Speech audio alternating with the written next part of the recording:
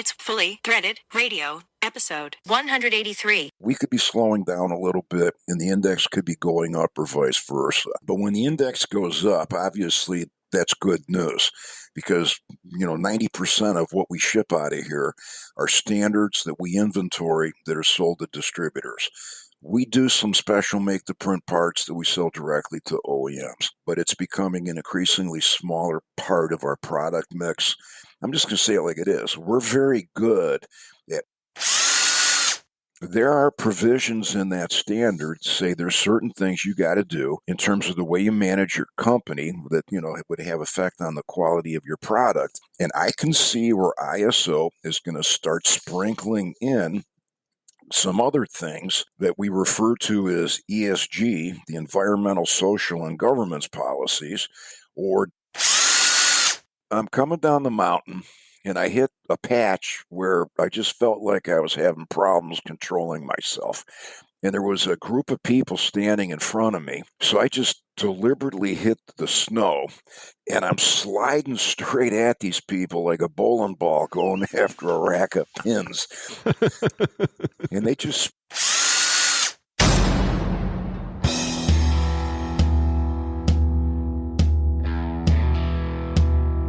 It's time for Fully Threaded Radio.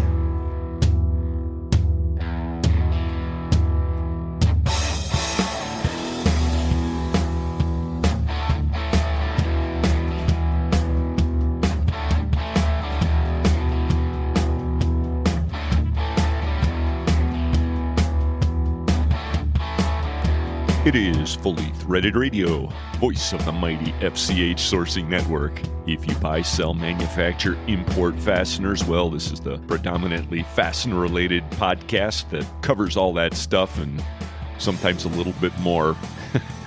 Hi, everybody. Eric Dudas with you, and the co-host of Fully Threaded is with us as well. He's Brian Musker. You doing all right, Bri? Yeah, I am. Thank you. I'm staying inside and keeping warm, and that's good. Well, with the pile of scrubber projects we have on the plate these days, probably the best course of action. I know. I mean, there's bugger all else I can do, actually. A lot of people are kind of shifting into downhill mode, in other words, coasting into the new year. But on the other hand, there's a lot of people who've turned up the gas, too, to try and finish strong. So no matter where you are, we're glad you're listening to the podcast this time, folks. We have a pretty good end of the season show lined up for you, I think. And it's episode 183 of Fully Threaded Radio. This time we're publishing on or about December 15th, 2022. You're staying in town this time, right, Bri, for Christmas? Yep, yeah. I'll be heading off to the desert in a couple of days, staying out there for a little while, looking forward to it. Although I have to admit, here in semi-rural Northeast Ohio, it's not really that bad yet. We haven't had any blizzard conditions or anything, so I'm not quite in flee mode. No, that's true, actually, of all of us here. We're all, every day is, when's it coming? Right. Well, I got the tractor all set up in winter mode now with the blower and the chains on the tires and all that, so bring it on, baby. Nope. I don't care if it stays blindingly hot right through for the rest of this year and next year. Blindingly hot? Yeah. Good luck. Good luck. You got to go to the southern hemisphere for that one, Bri. That's where I'm going. Well, I'll tell you a guy who just got back from going downhill quite a bit. That's Charlie Kerr, everybody. We figured we'd finish the season strong with a crowd favorite, so we asked Charlie to hop on with us for a segment today. He obliged. He was just back from Vermont where he was doing some downhill skiing. We'll hear a little bit about that, plus his observations on the state of the fastener world and otherwise. As I'm sure you Charlie Kerr fans realize, we're going to get probably more than any of us bargained for on this one. But we'll kick off the podcast with something a little more conventional, yet ever so bubbly and seasonal. That'll be Craig Penland of Eurolink Fastener Supply Service. He attended the NFDA Executive Conference last month. He'll let us know how that went, at least what the tone of it was. He did a little bit of his own downhilling over there, figuratively, as we'll hear, Bri. Yeah. He and Kim snuck out a little bit, but he's earned it, that's for sure.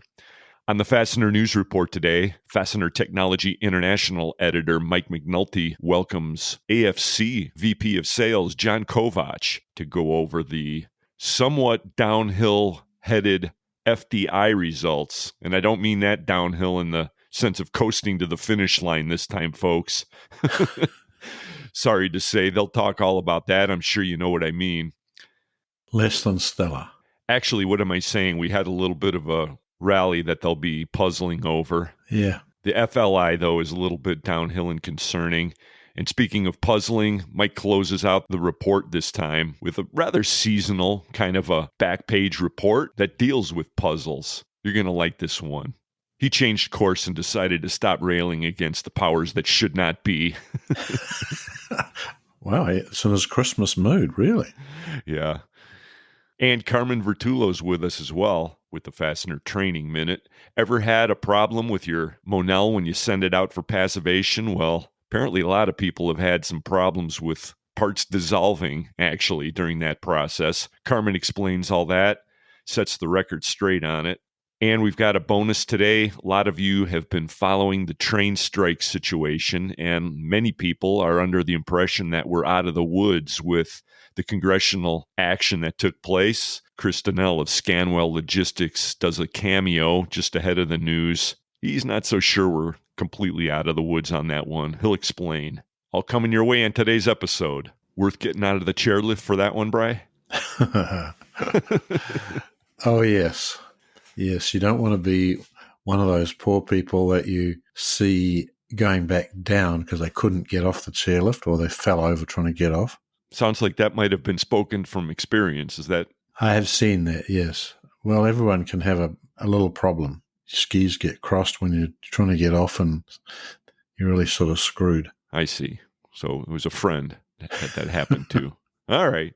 Well, you know a lot about skiing. You also know a lot about the great partners we've got at Fully Threaded Radio. Why don't you run with that one? Yes, I do. We're very lucky to have the sponsors we have, and they've been with us for a while, and we appreciate all that. The title sponsors of Fully Threaded Radio are Brighton Best International, Gerbil Fasteners, and Star Stainless Screw Company. Brighton Best International, tested, tried, and true.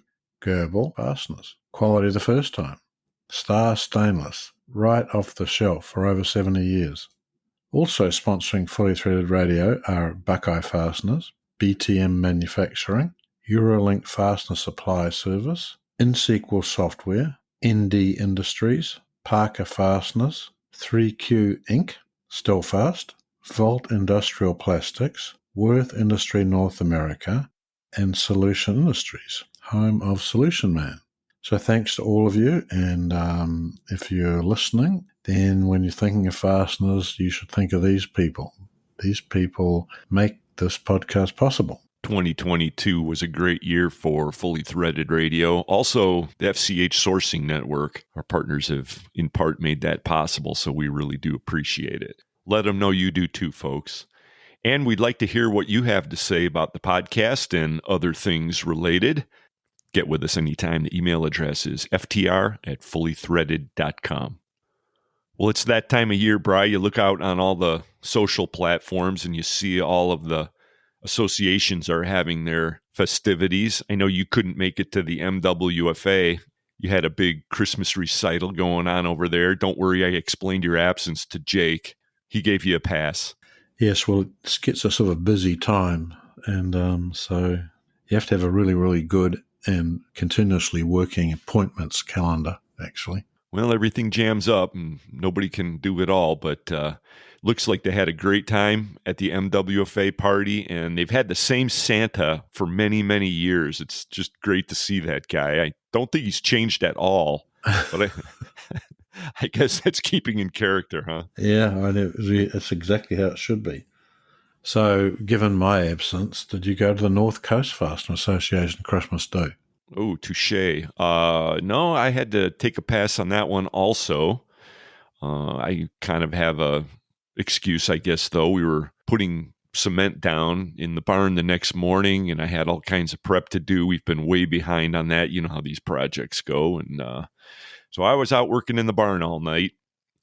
And I'm happy to say that that project is now done, and I finally have a fully floored barn. Right, and so we have your undivided attention. There's hundreds of rodents right now that are quite angry about that. Right. But it's pretty nice. So neither of us made it to our hometown association Christmas parties, but we're here. You're here. We appreciate you listening, everybody. We've got a predominantly Mary and Fastener-related podcast lined up for you, so... Right, the predominance falls off a bit towards the end. It can when you're going downhill. I know, you're right. Other things become very important. So let's whiz past this break and get it started. Right. It's fully threaded, everybody. Radio. These guys aren't screwing around much. Brian and Eric, fully threaded radio. Internet talk radio for the fastener industry. Quality is more than products at Star Stainless. Partnerships, internally and externally, provide value.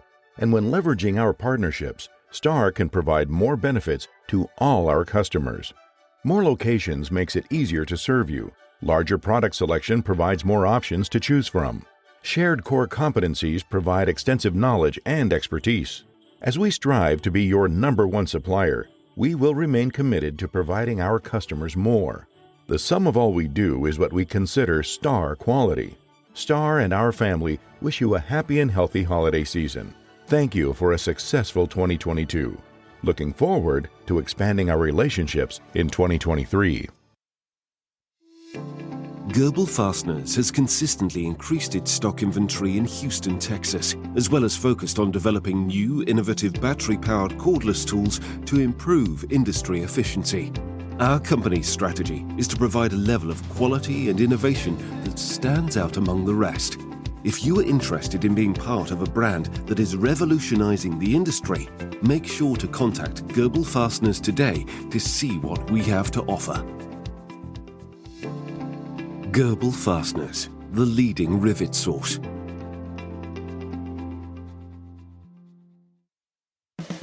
Since 1925, Brighton Best International has proudly delivered the highest quality and the most extensive line of domestic and imported products to the distribution channel. BBI has teamed up with Nucor Fasteners to become the principal master distributor of domestically manufactured standard fasteners. Brighton Best now stocks Nucor's full line of components, including domestically manufactured plain and plated Grade 5 and Grade 8 cap screws, A325 and A490 structural products, and TC bolts. For the highest quality domestic and imported products, think Brighton Best International. For more product information, visit brightonbest.com.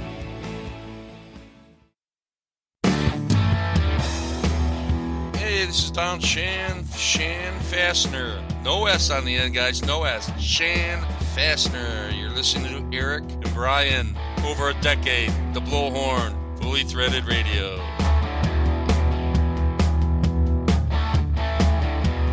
Brian and Eric back with you. Feeling moderately jolly, I would say. Okay. You know, the no snow comes with a cost. I don't have quite the spirit of the season yet, but on the other hand, I'm not complaining. Oh, no, for me it's the exact opposite. The more the snow comes, the less I feel interested in anything. As I was prepping up for the podcast today, I glanced out at LinkedIn. I noticed our friend Morgan Wilson, who's the show manager for the Vegas show, International Fastener Expo. He also happens to be the director at the International Pavement Expo, which is coming up in January, apparently. They've got a thing, Bri, that I think a lot of fastener people would like to know about. They probably want to adapt something for IFE along these lines. They call it the Driveway Games. Okay. And it's a competition right on the show floor, it sounds like. Well, what are the events? Well, they've got basketball and, let's see, the bean bags. Some people call it cornhole for some reason. Not in Chicago, they don't call it that. No, they do not. I don't actually know. I watched part of the video, but anyway, they've got a few events, and Morgan and his team were challenged by the Esso Brothers. Esso Brothers Paving versus Morgan and his people in basketball, I think. And I don't know. I just started thinking about different ways we could adapt this to the fastener industry and came up with all kinds of competitive ideas. I'm going to keep them under my hat for right now, but I bet some people in the audience can come up with some good ideas. Maybe we should press for this. What do you think? Okay. I mean, golf's fine. Don't get me wrong. It's just not much of a golfer myself. I know you're not either. Is there anything that would kind of float your boat aside from slathering Vegemite all over crackers for people at our booth? You mean interesting people and things to do in the other parts of the world? And it's not slathering. It's reminding them to be very careful and use as little as possible, okay? Yeah, we just stumbled into an event. We could have a Vegemite eating contest. There'd be very few takers. Well, it would be along the lines of a Fear Factor style thing, though, you know? Yeah, Nelson Valderrama came to see Lynn, and he said that his son had come back from Australia and he was going to introduce him to something completely new, which was this black stuff called Vegemite. And Nelson said he could tell his son, "Oh, I tried that at our Fastener show last year." Well, we always do say predominantly fastener related, you know? It's FCH, right. It's just so much more than just fasteners.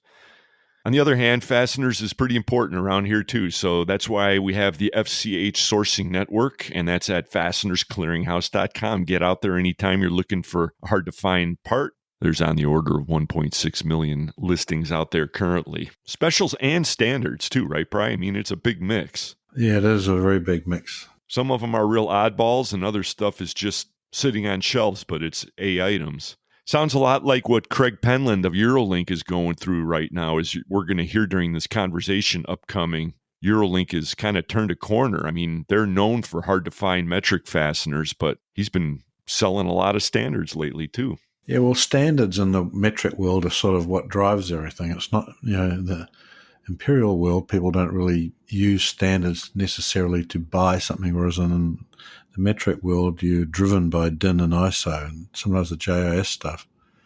I think it's all different. The movement into it, though, is more interesting, which is what Craig's talking about. Let's get to that conversation with Craig Penland of Eurolink right now. Yeah. Craig Penland is here with us, of course, from Eurolink. Craig, good to have you with us again. Yeah. Merry Christmas, my friend. How are you? Same to you, Matty. Hey, Brian. How are you, bud? I'm good, thanks. Good. And how's Miss Lynn? Lynn is good. Awesome. Yes. Good to hear. That's right. You guys didn't have a chance to compare notes in Vegas this year, so it's been a while for you two, hasn't it? We did not. It has been a while. We were looking. Yeah, unfortunately, I wasn't able to make it out there. I was planning on it. We, both my wife and myself were headed out there, and unfortunately, we had some last minute plans change on us the Thursday before the show. And wait a second, you were supposed to go to Vegas and do the show up until the last minute? No. I was there as a visitor. I was just walking the show. We were not exhibiting this year. Got it. So yeah, no, we were just going to walk it, kind of look at it from a different perspective of things that we might want to change in the future with our booth and our exhibit, and just chit chat with people. Nothing big. Didn't set up any meetings. But unfortunately, like I said, we had some plans change that Thursday beforehand, and unfortunately, we're not able to get out there. Well, it happens. Yeah, it happens.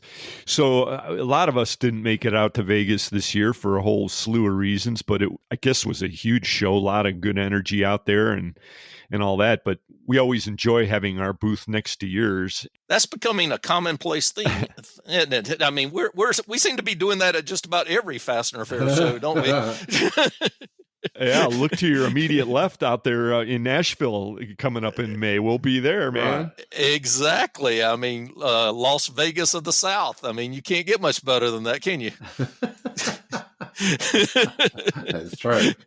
Yeah, I think a lot of people are getting pretty jazzed up for Fastener Fair this year. Of course, that's happening in May. We'll be promoting that some more, but we'll be next to you there. I don't know. Are you working on a new T-shirt? You guys are always leading the pack with some of your cool T-shirts. We are always working on a new T-shirt. Can you believe that we have literally put out 12 T-shirts since 2010? So, I mean, we've got to come up with something new for next year. Not quite sure one what it year, is, huh? but yeah, one a year. So, Well, you would be impressed to know that Lynn religiously wears your T-shirts to work out, okay? well, I can't. That makes it all worth the while, now, doesn't it? I mean, the fact that Lynn wears it to get sweaty in the gym. I mean, that's icing on the cake. Women don't get sweaty, okay? Oh, okay. Sorry. You should know that. They glow. I'm sorry. Sorry. Some do, but Lynn doesn't. No, Lynn doesn't. It's called all aglow. I think my wife wears it at the gym too, so that's when she's wearing one. Well, if that floats your boat, Craig, you'll be happy to know that my ISO T-shirt that you guys put out a few years ago, like the green and gray one. Yes. That's my Tuesday shirt. I cut off the sleeves, of course, and the neck, but that's my back day shirt. I love it. So we're getting a theme here. So basically, Eurolink shirts are meant for the gym, is what I'm hearing. And maybe I need to focus. I need to focus on that with the marketing aspect. Yeah, they're pretty good. They're a great gym shirt. I still got one of my Solution Man shirts that I have on Mondays, chest day, and you could probably guess I'm kind of devoted to my special shirts on each day. I mean, that's just the way I've always been. Not looking forward to the day when my Eurolink one gives out, though, because it just fits right. I don't know. I must have had the right scissors, were the perfect sharpness that day when I cut off the sleeves. Yeah, I've got a few of those with cut off sleeves myself. So. Yeah, but if you do it wrong, then the shirt never fits right. I've ruined a bunch of shirts that way. You're right. That's correct. You do have to be a little careful. What kind of shirts are you wearing at the gym these days, Bri? Well, actually, I do have one of the Eurolink ones, actually, and I've got a Parker Fasteners one. And there you go. Because my gym shirts are always black ones. So you're talking about the Parker Fastener one that has like the American flag on the back. It says Forging Ahead. That's one of the ones that I wear at the gym. Wow, Parker. I like that shirt. I love it. I thought they did a great job with that. Yeah, it was cool. We could do a whole segment on Fastener Show T-shirts from over the years. I've actually been tempted to do that because, boy, I have quite a collection of them by now. So a show just on swag. That's the only part. That's the only thing that's going to be talked about the entire show. We can't really do that because we're not known for very good swag. Okay? I mean, our specialty was fridge magnets that fell off the fridge immediately. No. I've got a coffee mug sitting here on my desk right now. It's got highlighters in it and staple removers, and I mean, you name it. What, the fully threaded cup, you mean? Yeah, the fully threaded cup that you, I guess you guys put the company logos on the back, so it's Eurolink on one side and fully threaded on the other. Right. I don't know what you're talking about, Brian. I mean, aside from those refrigerator magnets, which you're never going to let me live down, I think we've done pretty good over the years. Now, albeit we've never really ascended to the level of a killer T-shirt like Craig and some of the other guys, but Vegemite is nothing to sneeze at, as you know. That might go down as the worst promotion in the history of the fastener industry. Depends on your point of view, Craig, actually, okay? That was possibly saying that would be a capital offence in Australia and New Zealand.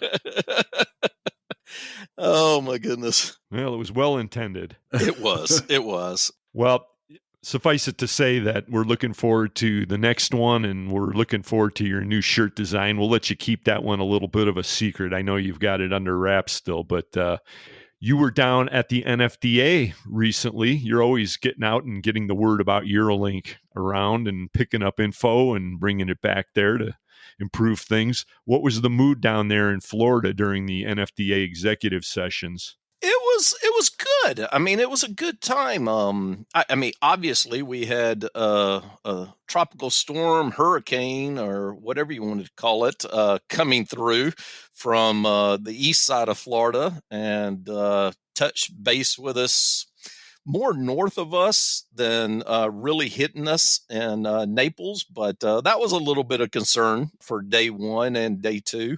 Yeah, a bunch of people had to cancel out, right? I mean, their flights got canceled. I heard it was like 20-some people. Yeah, well, I think it might have been more than that, but you're right. There was quite a few people that canceled. They weren't sure what the storm was going to do. But everything that I was hearing, Robbie Gilchrist has a house down there. So everything that I was hearing from him and Gina were, come on down. The weather's great right this moment.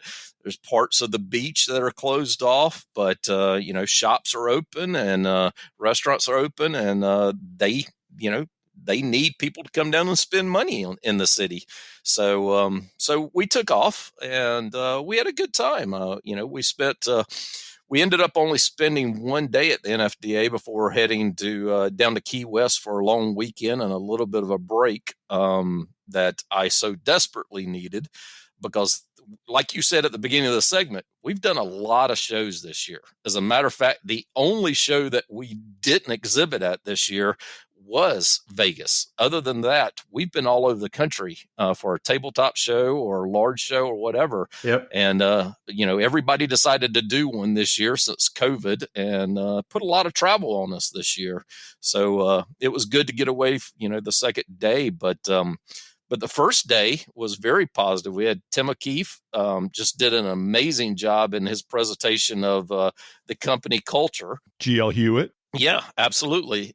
He brought in a lot of history that just really blew me away. I'm a big history buff, or at least I like to pretend I am. And I just thought that he did a great job with his presentation. And then the gentleman you're going to have on here, I guess later, Chris Donnell at Scanwell, gave us an update on logistics here in the U.S., talking about the looming rail strike, which was his big takeaway. Yeah. But it was a good show. It was good to just get away, relax a little bit, get to spend time with our Fastener family and have a drink or two, and get to have some conversations that you always don't get to have at the larger shows where you're in front of the customers all day long. Did they have the ITR guys down there for this one? No, not for this one. Okay. Not for this one, or at least not for day 1 that I was at. I'd hate to say no completely and then not remember everything that was scheduled for day 2. So, okay. So you're right. You guys went out and did some other stuff that day. We did. What was the feeling? I mean, what was the sentiment there? Usually you get kind of a vibe when you attend these things, and what were people kind of quietly discussing during the breakout sessions and things? I think that, I think what I heard more than anything else is just the economy concerns going into 2023. I heard a decent amount of people talk about things are already slowing down a little bit, maybe have slowed down a little bit over the last 2 months, so to speak. And just the concern there, what's next. But otherwise, I think everybody was just glad to get away and just, take a break from the industry for a couple of days. And I know that sounds weird, but it was an executive conference. So, it wasn't that you were down there trying to sell your company. So you were just down there among friends and, being educated somewhat and just relaxing, which is good at this time of year. And it's a great place too. Naples is beautiful, and let's face it, it's the Ritz-Carlton, Oh, it was absolutely amazing. Like I said, the wind came in and made things a little bit of a struggle at the end of day 1, and the rain would come in for 10 minutes, and then the sun would come out for 10 minutes, and then the rain would come back for 10 minutes, and it just kept doing that all afternoon. But the first couple of days, because we got down there Monday night, and the first couple of days was fabulous. You couldn't ask for better weather than what. Are you a sushi guy? I am. Yes. I mean, that you got to admit the sushi restaurant in that place it's unbelievable. It was good. It was really good.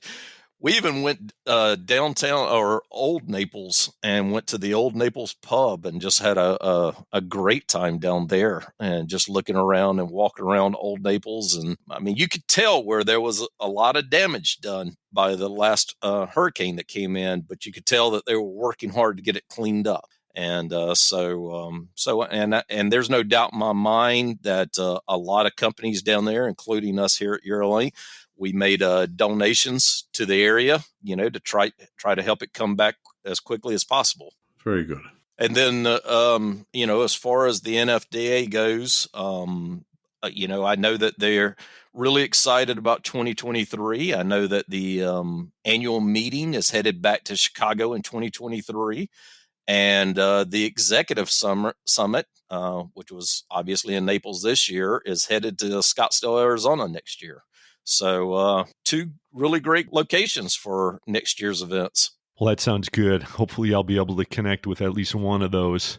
And you're a guy who always gets around and you do a great job of representing. So, but you've been spending a lot of time in the deer stand, I see on LinkedIn as well. I mean, not only are you traveling, but you're doing a great job of your social media work. And that last one with that whole deer, what was it? Wisdom from the deer stand. I love that one. Thoughts from the deer stand. Yes. Oh, yes.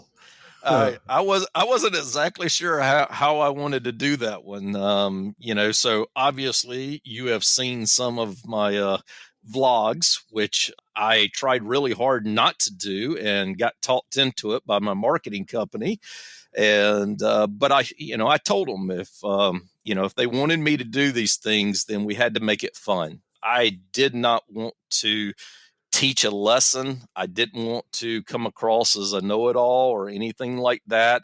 I want it to be enjoyable. And the example that I gave to them as we started this is, how Tim Allen ends all of his Last Man Standing episodes, the little vlog that he does, where, he's not afraid to talk politics. He's not afraid to talk religion, or, he has like one important thing that he wants to say, but everything else he kind of makes fun of and just laughs. And I just thought, something, we need something that we can laugh at. And I thought, what better thing in this industry to laugh at than me? So so that's kind of how I ran with that. I take a little of the pressure off Brian and Eric. Thank you. Yeah, see, there you go. There you go. If everybody's laughing at me, then you guys got nothing to worry about. You're right. I like that. Yeah, I like that. Keep up. Keep doing Keep it up. So yeah, I mean, I've been trying to do at least one per month and try to get in maybe a second one per month. And so we'll see how it continues, but I did enjoy doing the thoughts from the deer stand and, shining a light of thanks on some of the important people that help make Eurolink work and go. And, they don't get talked about all the time, whether it's, my warehouse employees or my HR department or receptionist or, even our vendors out there or freight forwarders. Some of those guys don't get the credit, and without them, we would be nothing as a company. So I wanted to make sure that they got in, I guess, in front of the microphone a little bit, and they recognize that I am very grateful to have them in my life. I think you did a very good job of communicating that, and you're one of these guys who's clearly getting a lot of juice out of the social media play, so congratulations on all that. And thanks again for taking some of that heat off of Brian and Eric, especially since, traveling salesman is cut way back. It's been getting kind of brutal out here.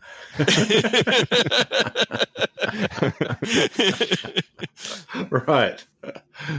So getting back to the NFDA and the tone out there, when you're at these meetings, do a lot of people query you about your European connections? I mean, let's face it, Eurolink's very well known for one thing, and that's bringing in hard-to-find metric parts. It's, of course, expanding beyond that, as we know. But, I mean, do people kind of pick your brain when you're out there? If so, what are you hearing?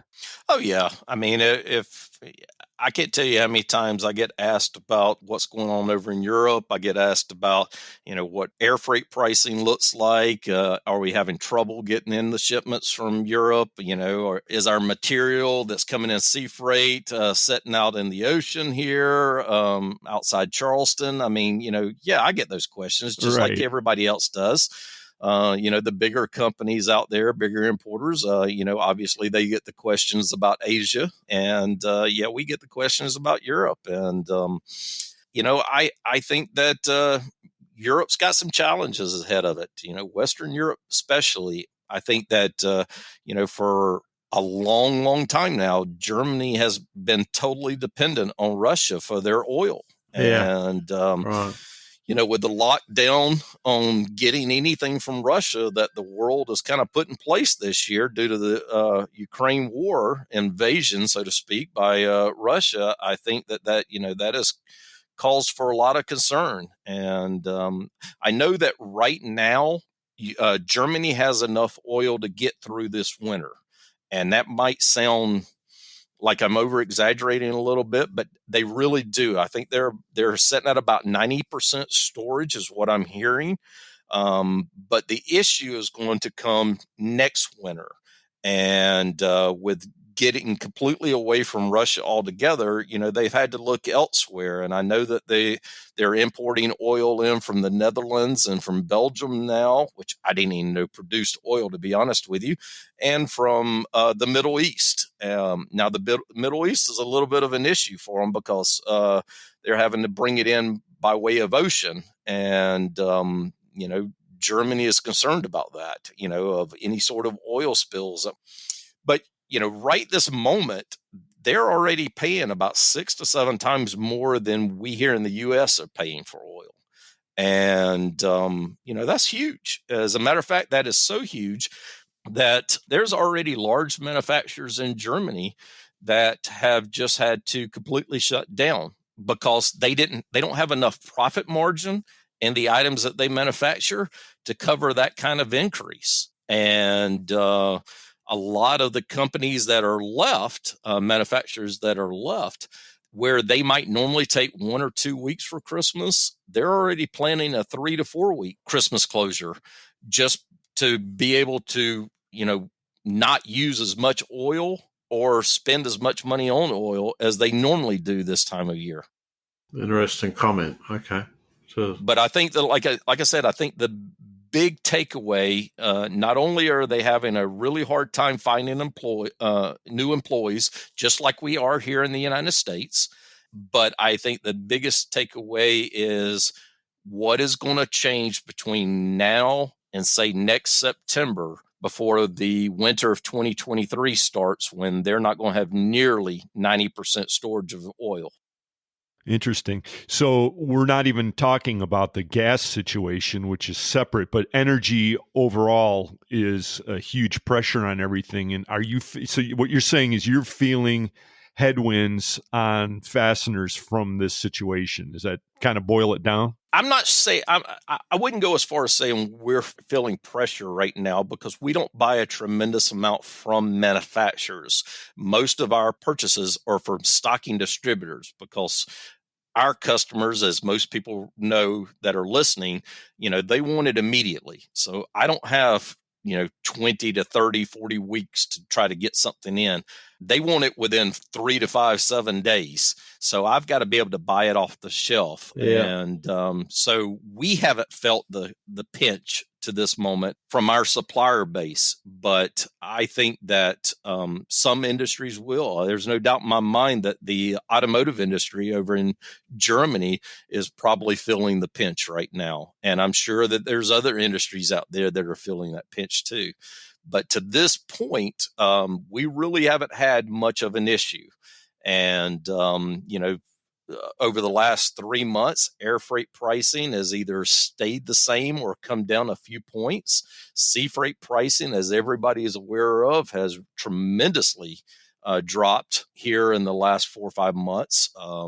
It's a huge difference. Now, we have ran into the issue where everybody from the West Coast moved their items to the East Coast, and now Charleston and Savannah their ports are backing up and ships are sitting out in the middle of the ocean waiting to dock, where you got nothing in Long Beach. They've got plenty of space.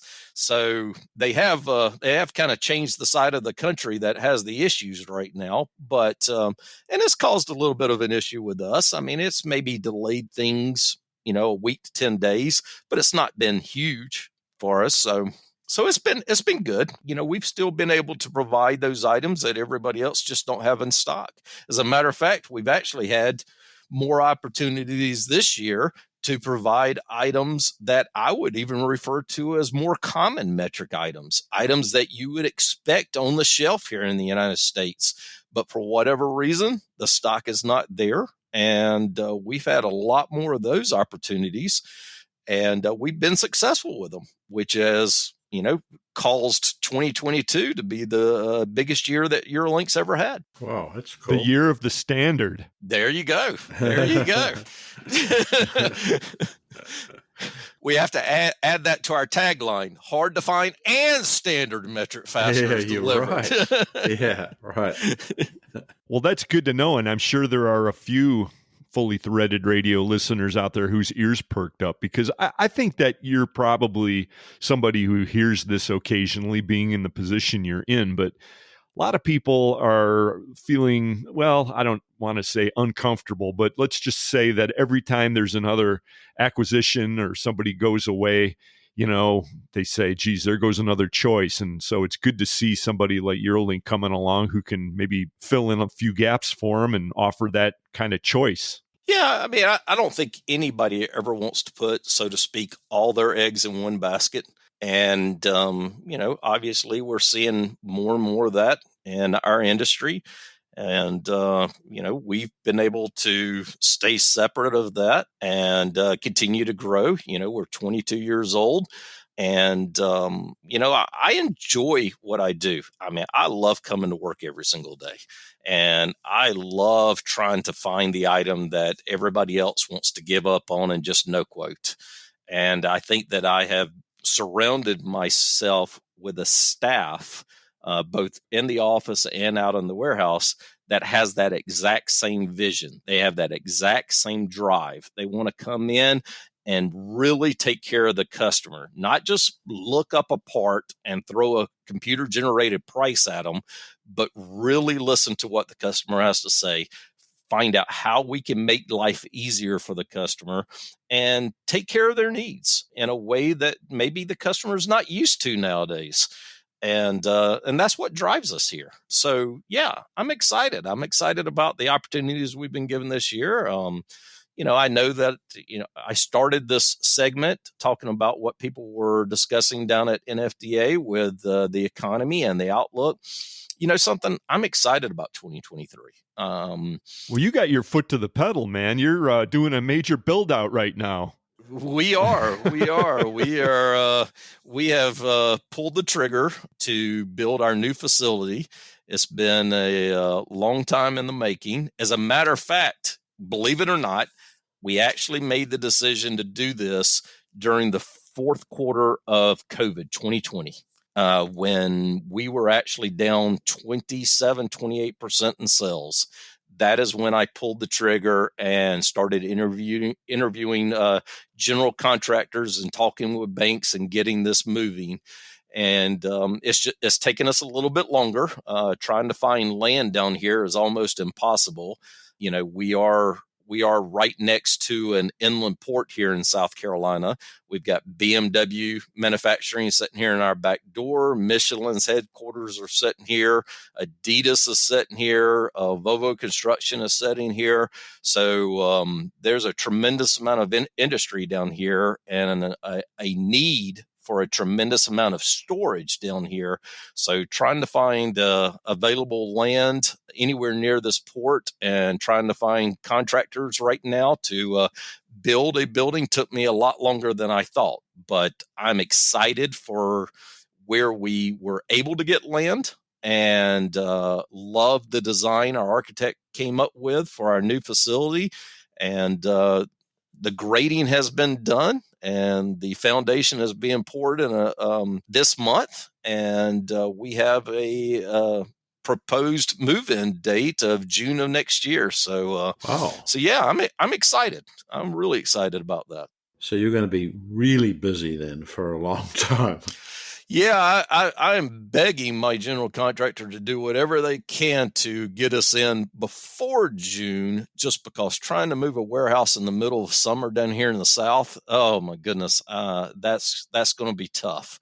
I mean, we're going to get it done one way or another, but when it's 98 degrees outside, yeah, that's going to be tough. Yeah, with a bit of humidity just adds to the fun. Oh, that just makes it even worse. But but it could be worse. It could be a lot worse. So, but yeah, we're super excited for that. Like I said, it's been a long time in the making, and my staff has just done a great job with it to allow me the free time to work on this project, and I think it's going to turn out really, really well in the end.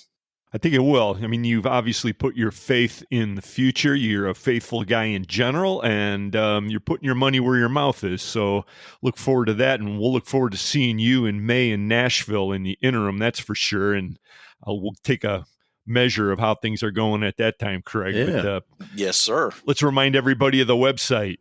www.eurolinkfss.com.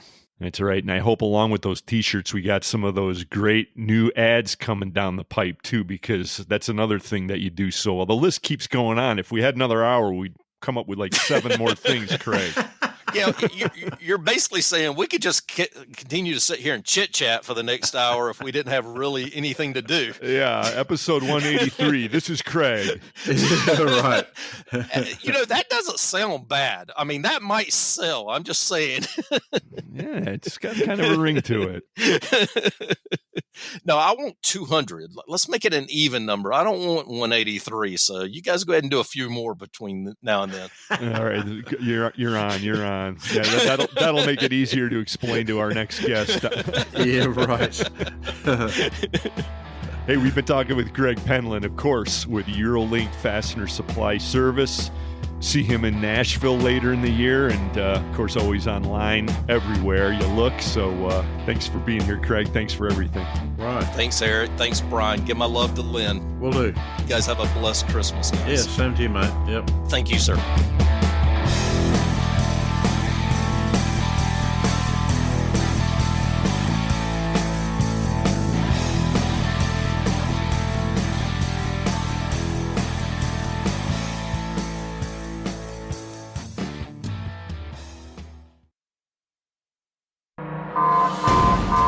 MacGyver, by the looks of that detonator, this whole place is gonna blow in just 10 seconds. Just stay calm, Judy. All we need is a metric fastener manufactured to an ISO or DIN standard. 10 seconds, MacGyver. What about the fastener? Not a problem. Eurolink specializes in hard-to-find metric fasteners. Delivered. Did you contact the sales team at EurolinkFSS.com like I asked you to last week? Well, no. I tried other importers, but they couldn't fulfill the quotes. Oh, Judy, now we're completely screwed. Eurolink. Hard-to-find metric fasteners. Delivered. Gerbil Fasteners has consistently increased its stock inventory in Houston, Texas, as well as focused on developing new, innovative battery-powered cordless tools to improve industry efficiency. Our company's strategy is to provide a level of quality and innovation that stands out among the rest.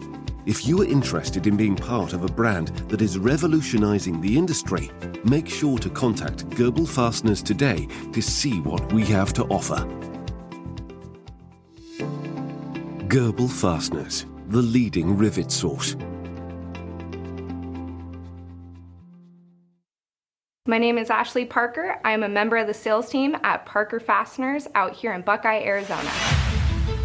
Parker Fasteners is a quality manufacturer of fasteners such as aerospace, military, commercial, and much more.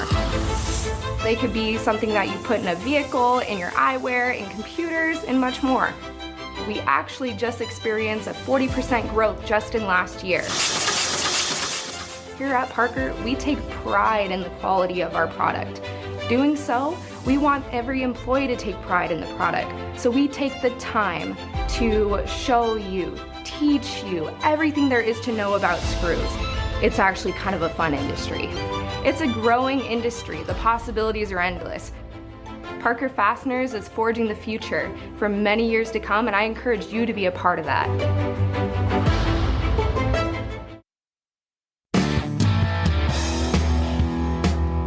Merry Christmas and happy holidays to the fastener industry from all of us at Volt Industrial Plastics. This is Heidi Voltrauer, and it's time for the Fastener News on Fully Threaded Radio.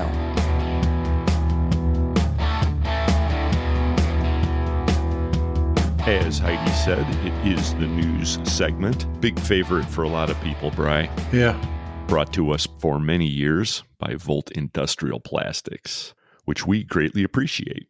Mentioned at the top of the episode here that we had some information from Chris Donnell of Scanwell Logistics to follow up on the big headlines that everybody heard a few weeks ago about the apparent solution to the train strike issue. And this is a short clip we'll play here in just a second, but Chris is warning just to be a little cautious because it's not quite as cut and dried as a lot of people seem to think.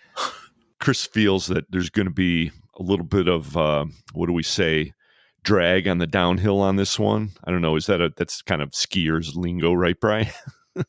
You could say that, possibly. Downhill with extreme friction. I don't know.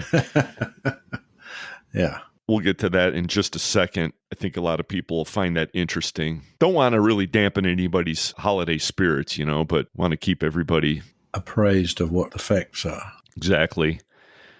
And one other news item, I don't think it made it onto Mike's report coming up here in just a second. Mike McNulty will have John Kovatch of AFC talking about the FDI in a moment. The SFA announced their new board of directors, and there's something noteworthy about this one, Bri. Yeah. The new president is Matt Flajnik. He's with American Anchor Bolt. Vice President Brad Burrell of Advanced Components, and our own Christian Reich of Global Fasteners is treasurer. Now, conspicuously absent in that lineup, Bri, is anybody going with the title of secretary. Right. So who's going to keep track of the minutes? Right. Well, that's a good question. But the reason I pointed out is because we were joking recently about the Pac West, and they've just combined treasurer and secretary. It seems like it's more of a formality. Yeah. SFA just said, hell with it. We're just getting rid of the whole secretary thing, and nobody wants to do it, so they're just not having one. Right. They still have to have one. It just someone else has to do it part-time. No, they don't. They're the Southwest Fastener Association. They do things their own way, Bri. Oh, okay. Right. Congratulations to the new board. The title sponsors of Fully Threaded Radio are Brighton Best International, Global Fasteners, and Star Stainless. Here's that clip with Chris Donnell talking about Train-A-Geddon, which we've all heard quite a bit about lately, and his take on it. Good. Just want to kind of address the issue regarding the rail and the Congress passing legislation to forbid them from striking. And I want to kind of put this out there so everyone understands the current situation. While Congress in early December did pass legislation stating that the rail couldn't strike, there are 4 unions which consist of the majority of employees of the union. They have stated on December 9th that they had planned to strike or walk out. Congress did enact legislation stating that they can't. The legislation does not address vacation time, doesn't address sick time, which again was the crutch of the whole negotiations on why the initial a tentative agreement was rejected in the first place. Biden did publicly announced that he did not, in passing the legislation, did not address the issues that the unions were demanding, which has put them in a position to look at alternative solutions to get their demands met, such as slowdowns, which I do anticipate slowdowns happening. We're a little early in collection of data. We probably won't know for a week or two to see if slowdowns are truly taking place. but I don't think this is going to be an isolated incident. I think this will take place throughout North America, especially to your large metropolitan hubs such as Chicago, Kansas City, things of that nature, where the vast majority of the cargo is flowing to. I don't see a remedy to the situation until the demands of the unions are met, or at least a compromise between the two parties are agreed upon. I also think that had the ILWU followed through with their demands and backed up their one-day strike of Oakland that they had in late October, early November, that we would probably potentially see both the West Coast port strike as well as the union strike happen at the same time. Again, that's just my belief. But for those that believe that we are out of the realm of a potential rail situation happening, we're not. This has just been a Band-Aid put on an open wound that has been there for 3 years. And I certainly think, in large part, with the disruptions largely gone from what we've seen over the past 3 years, this is one of the major ones that still is out there lingering, and there's no resolution in sight. So I think it's something we need to pay close attention to. That was Chris Donnell, Scanwell Logistics. He's always got the insider scoop on stuff, Bri, so we should all pay attention to that. Yeah, right. At this moment, we need that. So does everyone else. Right. Chris will be appearing at the MWFA spring meeting. I think that's in March. I think he's also working with the IFI now. They're having a big conference coming up in a month or two. He's working with Dan Walker over there on that one to give everybody the latest, whatever it happens to be when he's there. So thanks, Chris, for that. Yeah. Sounds like we're not really hit with the full force of a strike, what that would have been. On the other hand, we got to deal with a bunch of surly union people, and you can't really blame them. I mean, they've got their issues, and it sounds like Congress just said stuff it for the moment. That isn't going to work, though. So it's the real world. It's smash mouth. Here we are. Right. I think there's lots of things going on in the background, but one of them is to do with the move to try and make the big railway companies much more efficient, which means getting rid of a lot of people. And so not everyone's that happy. Yeah. Well, you might have hit the real inside baseball on that one. Guess we'll stay tuned. Notice the owner of the biggest one, Warren Buffett, BNSF. Yeah, that's another thing you're not supposed to dwell on. Okay, we won't. Right. Right now it's time to dwell on Fastener News. Yeah, right. Last one of the year, Bri. What do you say? So now, for news about screws that you can use, here's Mike McNulty.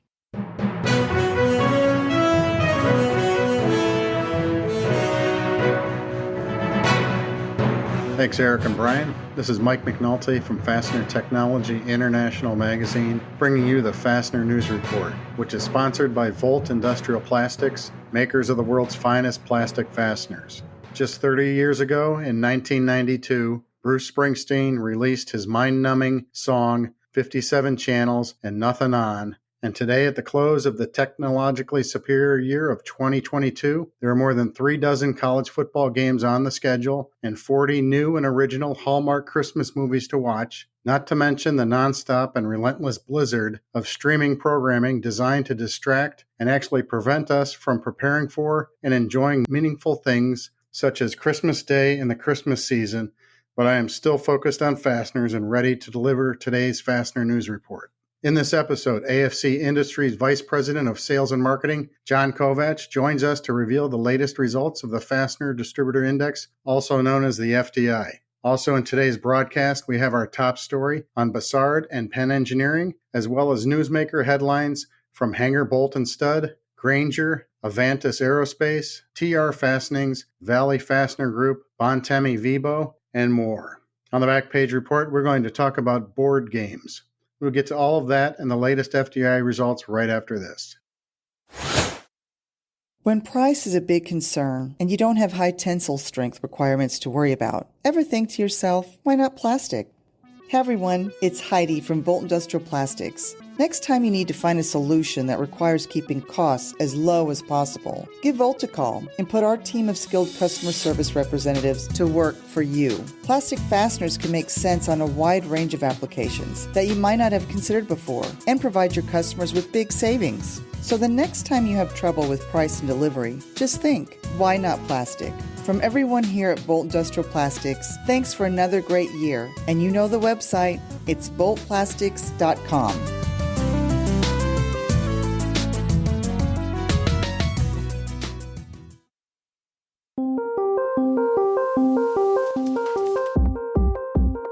At Worth Industry North America, we know that in today's world, you need a supply chain partner that you can depend on. We provide the products you need to keep your business moving. Data-driven inventory management solutions, industry-leading technology, and the global stability of the Worth Group, combined with an unrelenting commitment to local partnership. Discover superior supply chain security at www.worthindustry.com.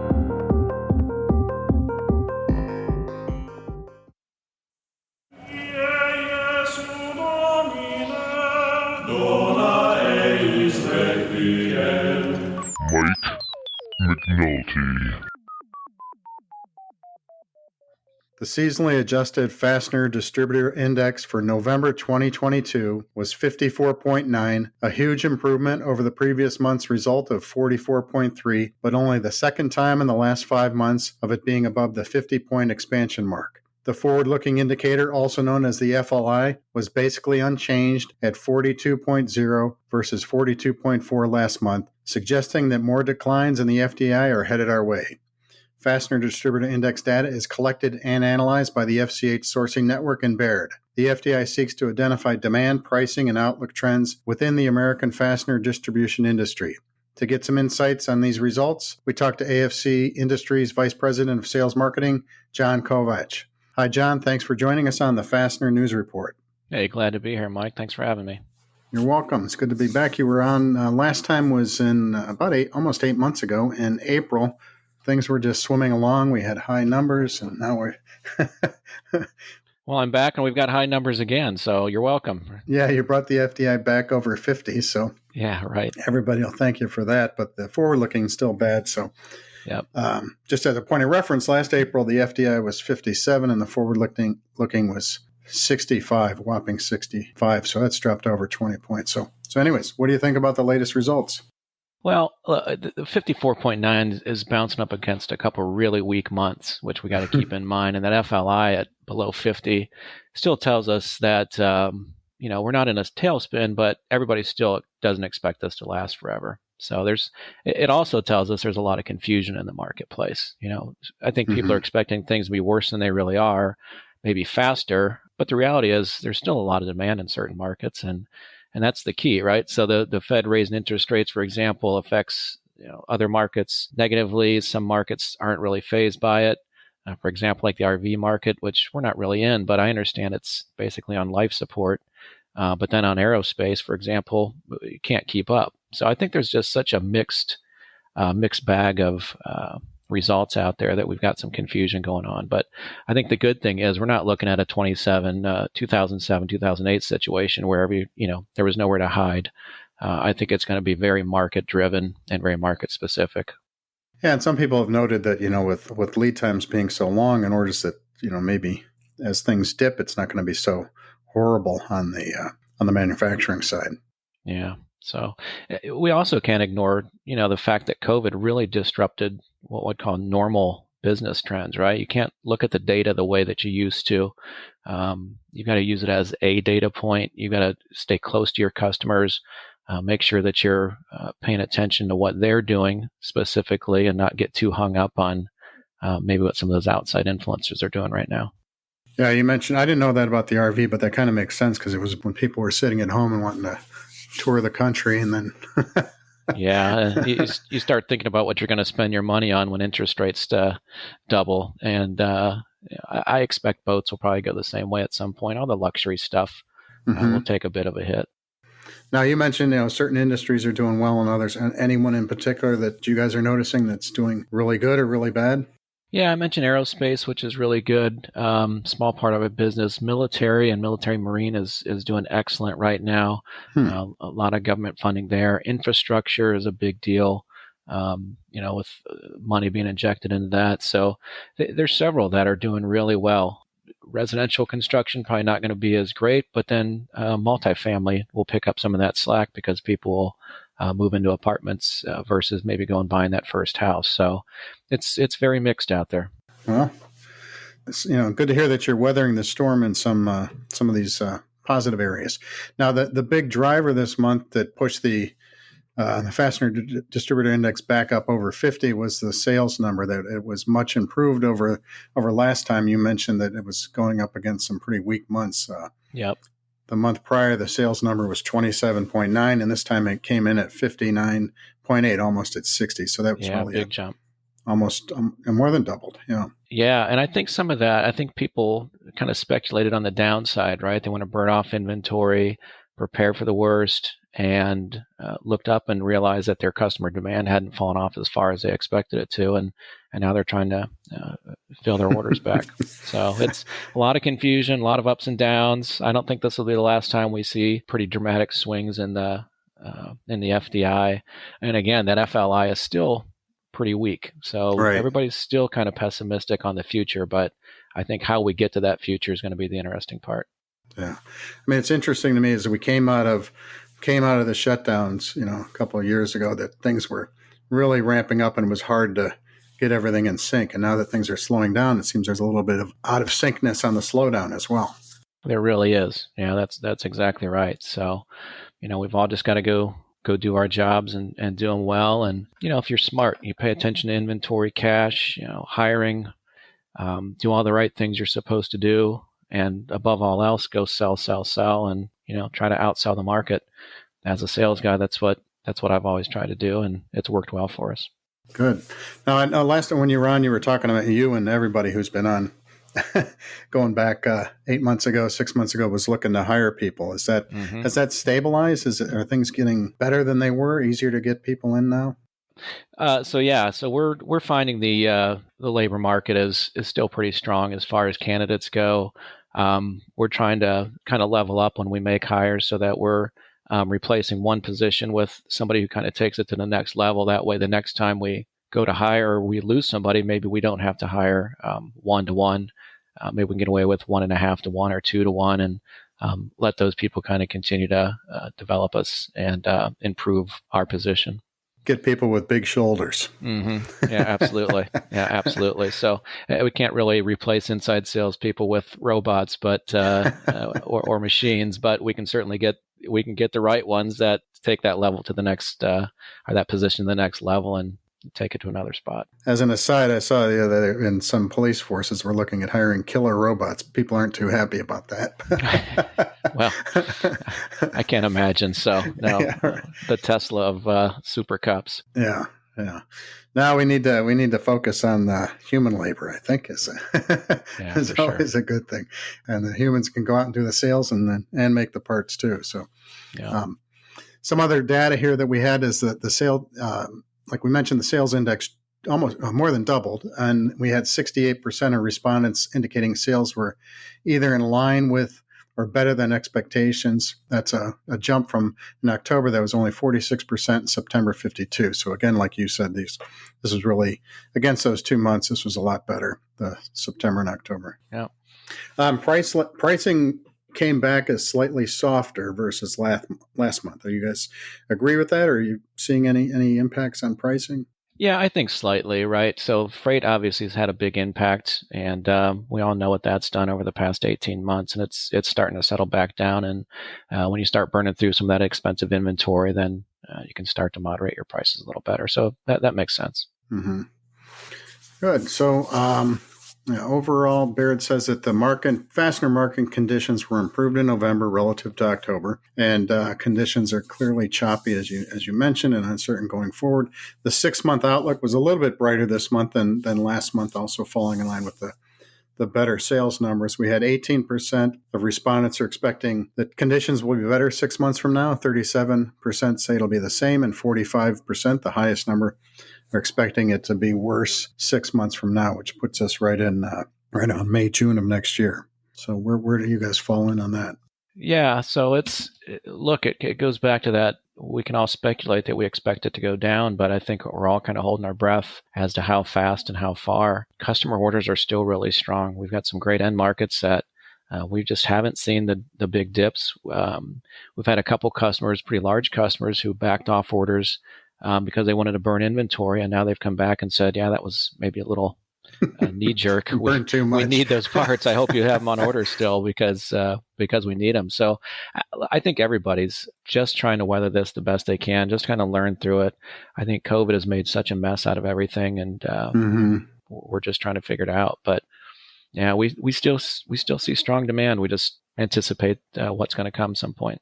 Yeah, we have, we talked last time, and we've been talking over the last several months about China with their zero COVID still causing problems. It looks like that may be reversing itself. And also we had the rail strike got slapped down by the Congress. So those are probably two things that might improve supply chain down the road here. Yeah, and maybe that rail strike was a bit that helped us out with our numbers this month too. I think there was a ton of uncertainty regarding that rail strike, and that really would have played havoc.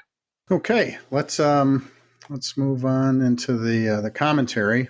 We had some mixed commentary, again skewed on the cautious side, and respondents are seeing slower inbound order rates and customer activity levels. The first quote is, seeing some customers buying activity slow, but could be the seasonal adjustment or slowing manufacturing. Another respondent said incoming orders slowed way down, inventory at record levels as customers continue to push orders out. And then another comment related to inventory destocking was, quote, November showed us that our distributor customers are starting to pull back from end-of-year inventories. We're being told that they'll pick back up at the end of the year. Overall business still strong and looking to get to be a good upcoming year, end quote. It's a little bit of mixed comments there. Yeah, but it makes sense on the ones that they say they're distributor customers, especially a stocking distributor towards the end of the year and these uncertain times is going to want to burn down inventory and be pretty careful with it. So those would make sense. And again, the others, I think it's very end market dependent on whether or not those customer orders are falling off or not. Mm-hmm. There was some comments here on supply chain. Supply chain constraints continuing to ease. However, quote, lead times from Taiwan have peaked and are starting to come down. Ocean transit time has improved by approximately 2 weeks compared to the first half of the year, end quote. Then another respondent said the supply chain is catching up, but will go back to crap if the rail strike happens, which it didn't. The decrease in that would have been bad. The decrease in pricing is almost all related to the fact that container costs have dropped significantly, end quote. Yep.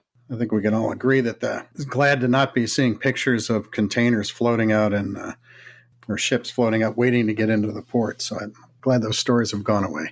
Yeah, that rail strike would have been devastating, just what it would have done to the country. So we certainly avoided something there. That's those are the comments that we had from this time. And anything else you want to add to the FDI or coming into the end of the year here?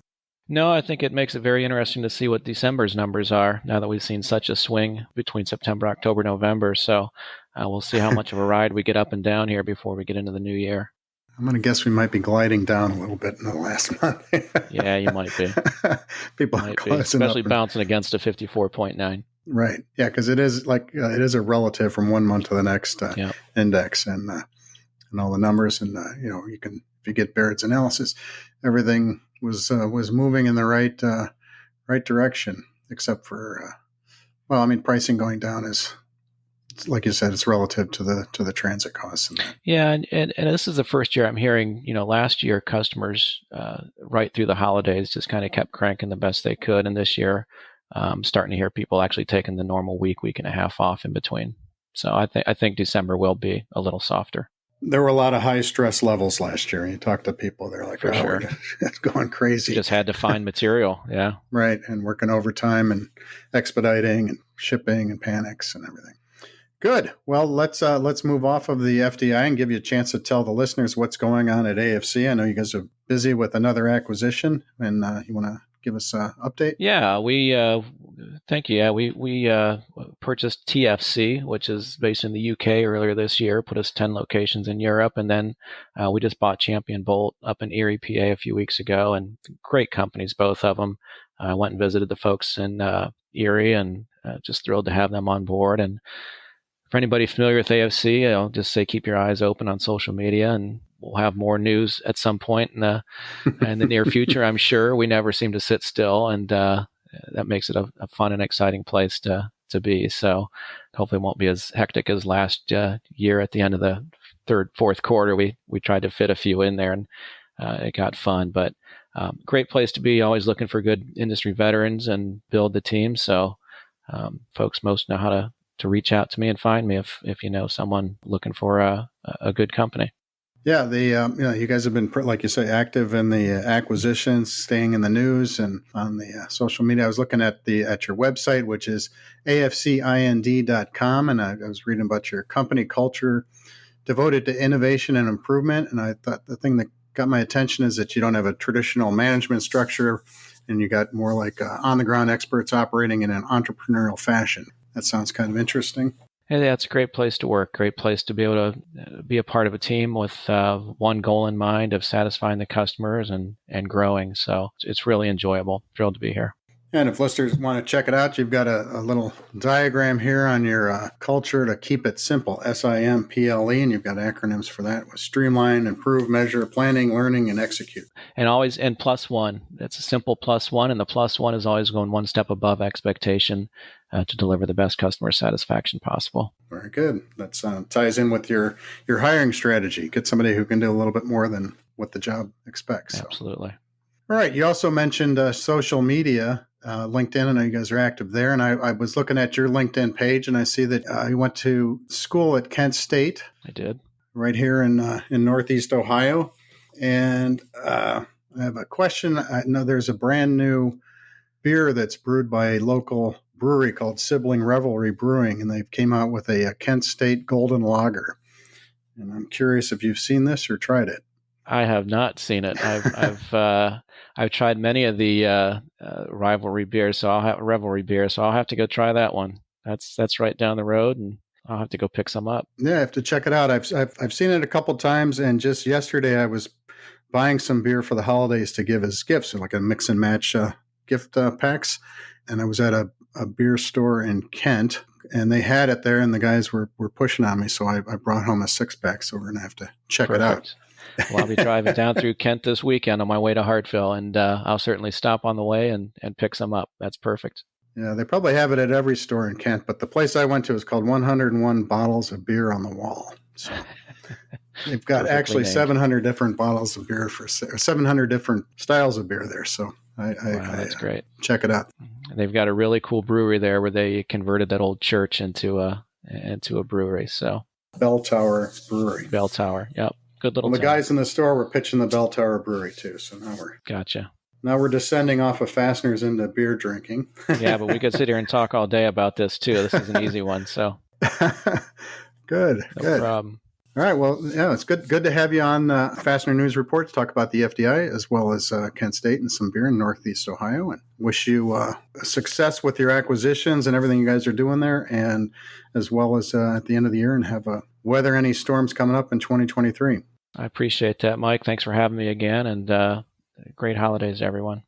Okay, that was AFC Industries Vice President of Sales and Marketing, John Kovatch. The FDI number for November was a robust 54.9 versus 44.3 in October. Visit FDIsurvey.com to participate in the process and get a detailed PDF copy of Baird's monthly analysis. Now for today's top story. The Bussard Group in Switzerland is expanding its market presence in Canada through the acquisition of the Canadian distribution business of Penn Engineering, the fastening solutions maker based in Danborough, Pennsylvania.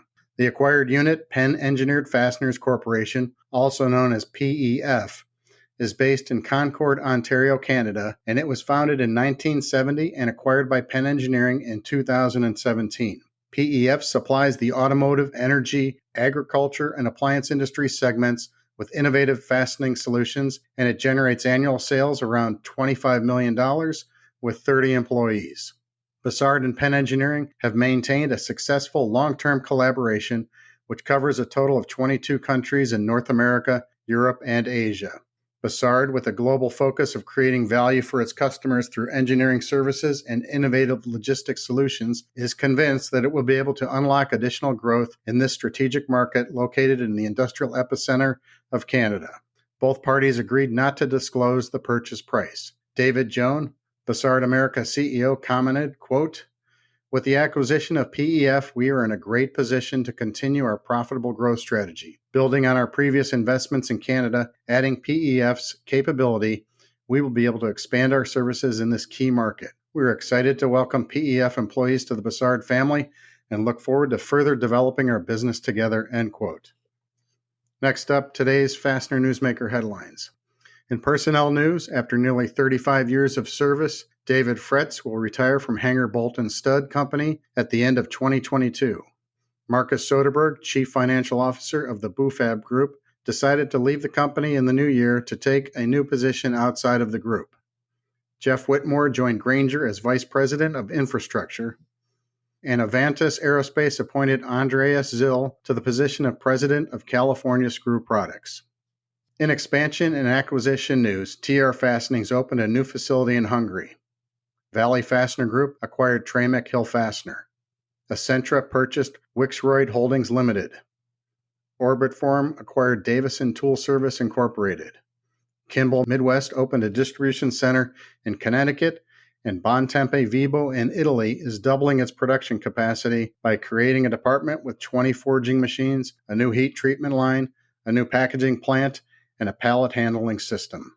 You can get details on all of these stories and more in Fastener Technology International Magazine and the Fastener News Report monthly newsletter, both available online at fastenertech.com.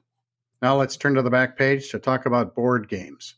There is no shortage of outrageous activities to choose from for our final back page report of 2022, but I am setting aside my zeal for exposing the latest in elitist utopian stupidity in favor of a nostalgic board game story that comes our way from Setco Fasteners and Distribution.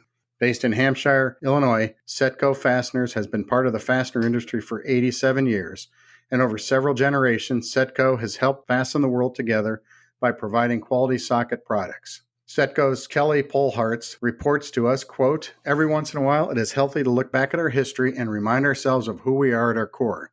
This Christmas season, Setco has decided to reissue a family favorite board game that was first introduced to the industry over 70 years ago. In the age of cell phones, apps, tweets, and online games, we want to remind everyone of how simple things can bring joy and excitement into our lives," end quote. The first of many exclusive board games will be issued this Christmas season to Setco's valuable customers. The 3-Square Puzzler is the first of the exclusive puzzles, and to keep things exciting, Setco will only issue 50 total puzzles throughout the fastener industry. Individual puzzles will be numbered 1 out of 50, 2 out of 50, 3 out of 50, and so on. Setco plans to carry this tradition, reissuing puzzles each year as a limited series. Setco's original tagline, quote, "For the most experienced answers to puzzling screw problems, call Setco," end quote, began the tradition of Setco puzzles. Starting in the 1950s, the original owner of the company created puzzles to give to his family, friends, customers, and suppliers at Christmas time, and the puzzles quickly became a holiday favorite. Once the games became popular, Marshall Fields began selling them in retail stores nationwide, and a store display was created at Christmas time showing the latest puzzle. In conclusion, Kelly says, quote, "It is easy to get caught up in the craziness of the industry. Price increases, on-time delivery, quality issues, lines down, ugh. Slow down. Enjoy this time of season and play a good old-fashioned board game with your family. Have fun. Don't be discouraged. If at first you don't succeed, try again. Then comes the fun of watching your friends while they try again and win," end quote. You can even start play with the current Setco tagline, "Ready, Set, Go." So here's a thank you to Kelly Polhartz and Setco Fasteners and Distribution as I plan on revisiting my often forgotten collection of board games this Christmas season and in the new year, which I hope is good for everyone. This has been Mike McNulty of Fastener Technology International bringing you the Fastener News Report. Please send your news, pictures, comments, corrections, or complaints to me at mcnulty@fastenertech.com.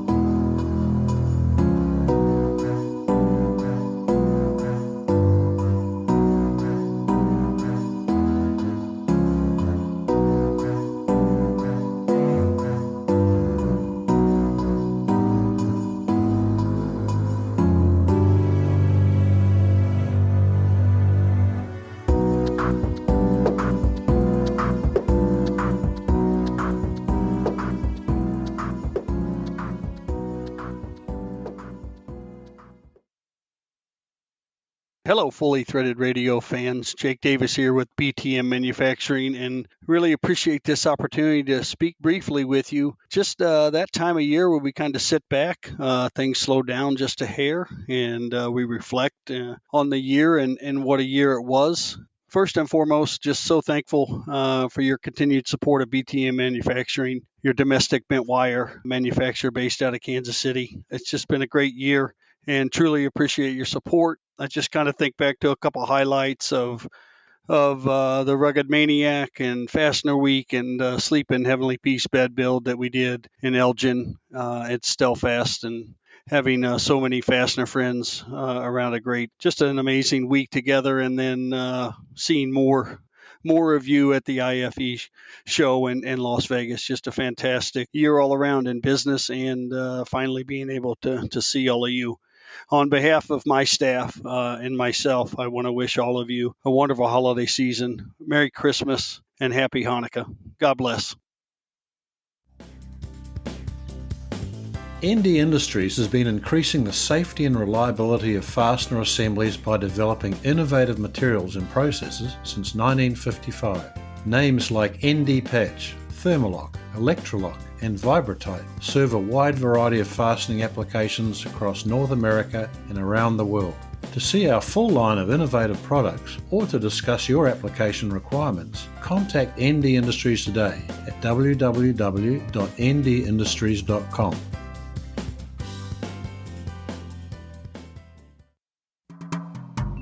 Hello. Hello. You've been walking the Fastener Show for a while? Yes. However, I'm wearing very comfortable shoes. How would you like some Old Rusty Bolt beer? I'm not a smart man, but Mama warned me about these things. Well, that's probably because Mama never tried Old Rusty Bolt. Only the finest beverage in the fastener business. All right. I'll give it a try. This is pretty good. I'm starting to feel funny. Jenny! Something's happening. Whoa. I feel. Sum of the square roots of any two sides of an isosceles triangle is equal to the square root of the remaining side. Old Rusty Bolt, making the fastener world feel smarter, one beer at a time. So how do you feel? I gotta pay. I believe he said he had to pee. The preceding message was brought to you by Buckeye Fasteners and the Ohio Nut and Bolt Company, proud Fastener Show sponsors of Old Rusty Bolt beer, official beer of the traveling salesman.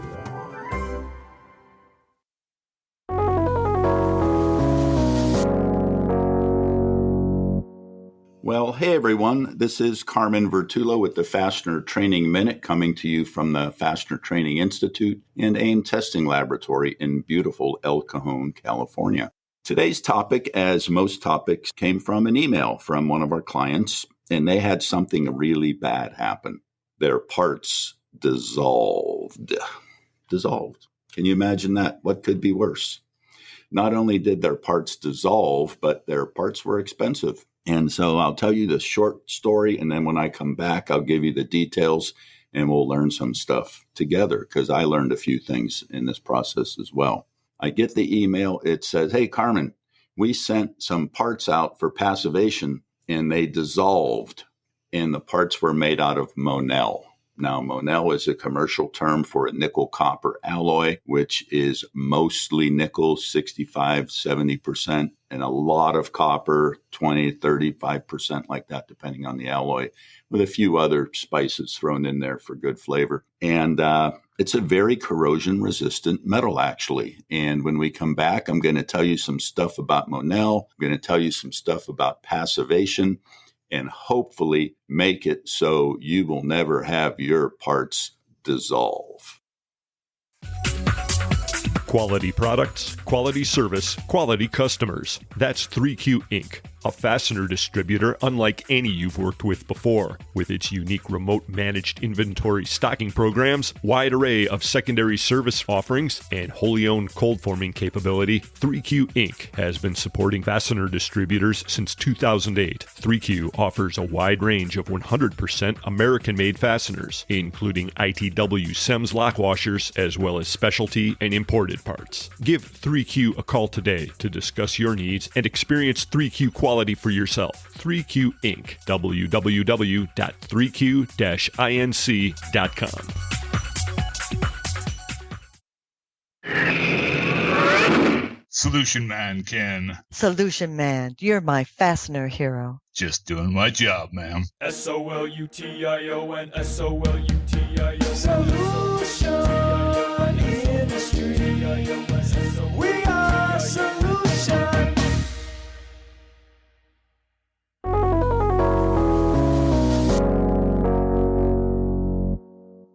Well, welcome back, everybody. This is Carmen Vertullo with the Fastener Training Minute, second part. We are talking about an experience that a client had where they sent their monel parts out for passivation and they dissolved. Well, let's first talk about monel. Monel is this nickel copper alloy, as you heard before, and it's very corrosion resistant. It's very expensive. It's been around for a long time. As a matter of fact, before we had stainless steel, which would have been, I think stainless steel was invented 1915 or something like that. But up until the 30s, when stainless steel became more prolific, monel was the go-to alloy for corrosion resistance. Matter of fact, I recall being on the Queen Mary. It's an old cruise ship docked up at Long Beach. And all the stuff on that ship that would normally be made out of stainless steel was made out of monel. And they had things like saltwater plumbing on that ship and everything. So monel was an important metal back. It still is today, but it was an important metal back in the day. And monel is very corrosion resistant. So obviously the client sends me this very sad story and I have a lot of questions. My first one is, why are you passivating monel? Passivation is a process that for stainless steel does two things. It removes any free iron from the surface, free ferrite it might be called, and then it makes the surface active with this acid bath that it goes in. It goes into an acid bath to do this. And then the surface becomes immediately active. That is, it has got no chromium oxide on it because it's been dissolved and it's just dying to get a new layer of chromium oxide on it. And as soon as it comes out of the acid and gets exposed to oxygen, boom, that layer is instantaneously there. And that's where the stainless steel gets its corrosion resistance. And that's why we passivate as well, is because sometimes, even though the stainless steel itself will not corrode, that free iron that's on the surface, it can get there a lot of ways, primarily through tooling and handling and other steel that it's contacted with. I don't know if the iron can actually come out of solution somehow on the surface from the stainless steel or not. But basically, if we don't passivate, we can end up with unsightly surface corrosion. And that's why we do it. And most fastener standards that are made out of stainless steel either require or recommend passivation. But monel is not stainless steel. And although it should be cleaned, and it can certainly have the unsightly rust on it because of any free ferrite that might be left behind, it's not really subject to the passivation process because it has no chromium in it. And passivation really is the process of reestablishing a fresh layer of chromium oxide on the surface of the stainless steel. So what happened is somehow, and I don't know the backside of the story, I'm still trying to find out, where did the requirement for passivation of this monel come from? I don't know of any standards that deal with passivation of monel. There are plenty that deal with pickling and cleaning of it. And in fact, in my shop, we've made parts from monel. We've made weldments from monel. I've seen castings and forgings from monel, and they generally need to be pickled afterwards to clean any kind of scale or contamination from them. But in our fastener world, when it comes to passivation, what we'll see in most of our stainless steel fastener standards that call out passivation, such as A962, which comes directly out of A193 and A194, for example, or F593, these say that the stainless steel bolting components shall be passivated in accordance with ASTM A380 or A967 at the option of the manufacturer. And we can also do something else called electropolishing, which is a super passivation. I'm not going to talk about that right now, but it's more than passivation. So this process, if we look at A380, it's very complicated. It has lots of testing things in it. If we look at A967, it's a little less complicated. That would be the option that I would go for. However, interestingly enough, A967 nor A380 say anything about the alloy that you're passivating.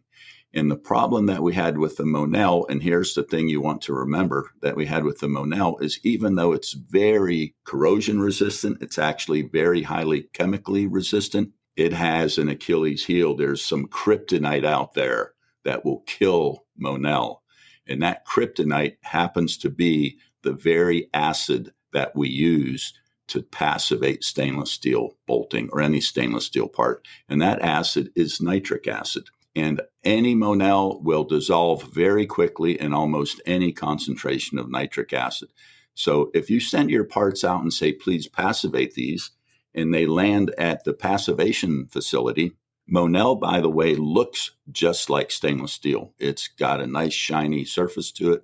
Possibly a skilled person, if you said, here's two parts, one's stainless steel and one's monel, you might be able to tell the difference having one in one hand and one in the other, especially with the weight, because monel is much heavier than stainless steel. But it looks similar enough that when it shows up at the passivation facility, we got some stainless steel parts, let's passivate these. And sadly enough, the parts go in the acid and the basket comes out and all is left is little pieces because monel cannot withstand nitric acid. And that's what those standards require. Now, later on in another Fastener Training Minute, we'll go into more detail about passivation. But just know there's a lot of detail in not only the practice of passivation, but the preparation, the qualification, the testing, maintenance of the solutions. And the process generally is you got 4 or 5 different choices that involve the strength of the nitric acid, the temperature of the nitric acid, and the time that the passivated material is in the nitric acid. And A967 leaves that up to the passivator or whoever's specifying as to which type of passivation.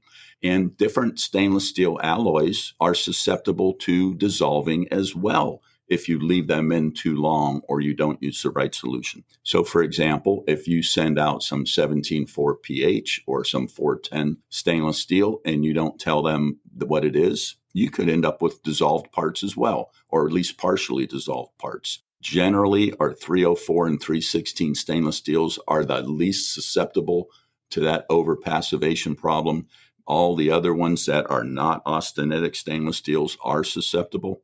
But there's also another good side of the story, and that is within A967, even though it does not say anything in there about which alloys we should use with which types of passivation, it does have another alternative, which is citric acid passivation, which is becoming much more popular these days.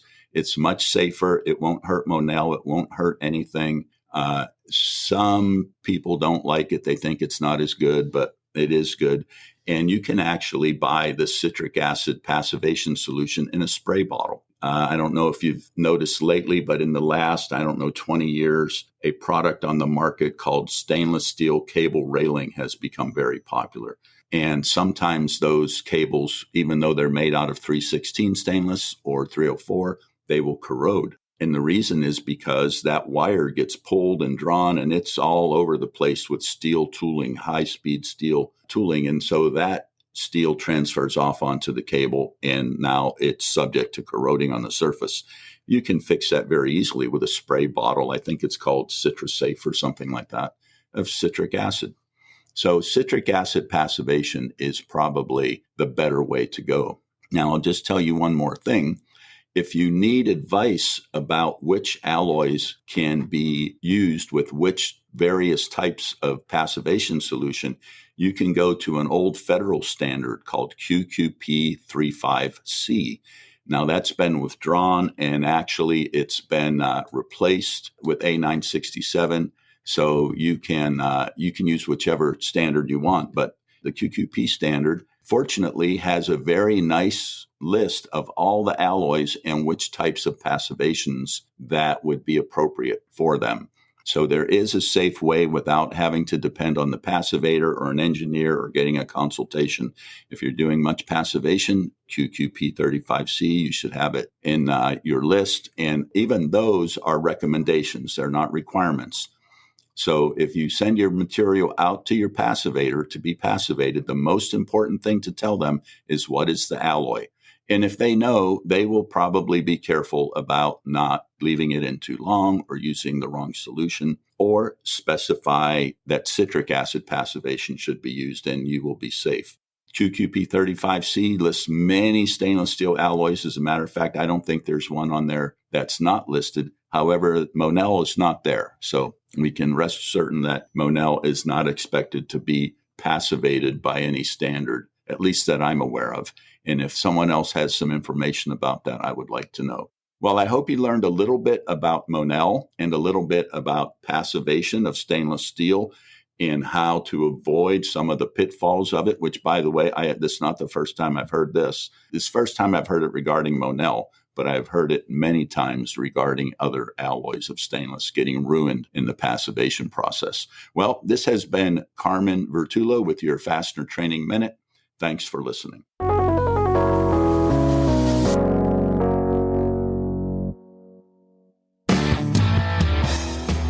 Hi, this is Rich Pease with RT Precision Products in Green Bay, Wisconsin. You're listening to Fully Threaded Radio. Go Packers!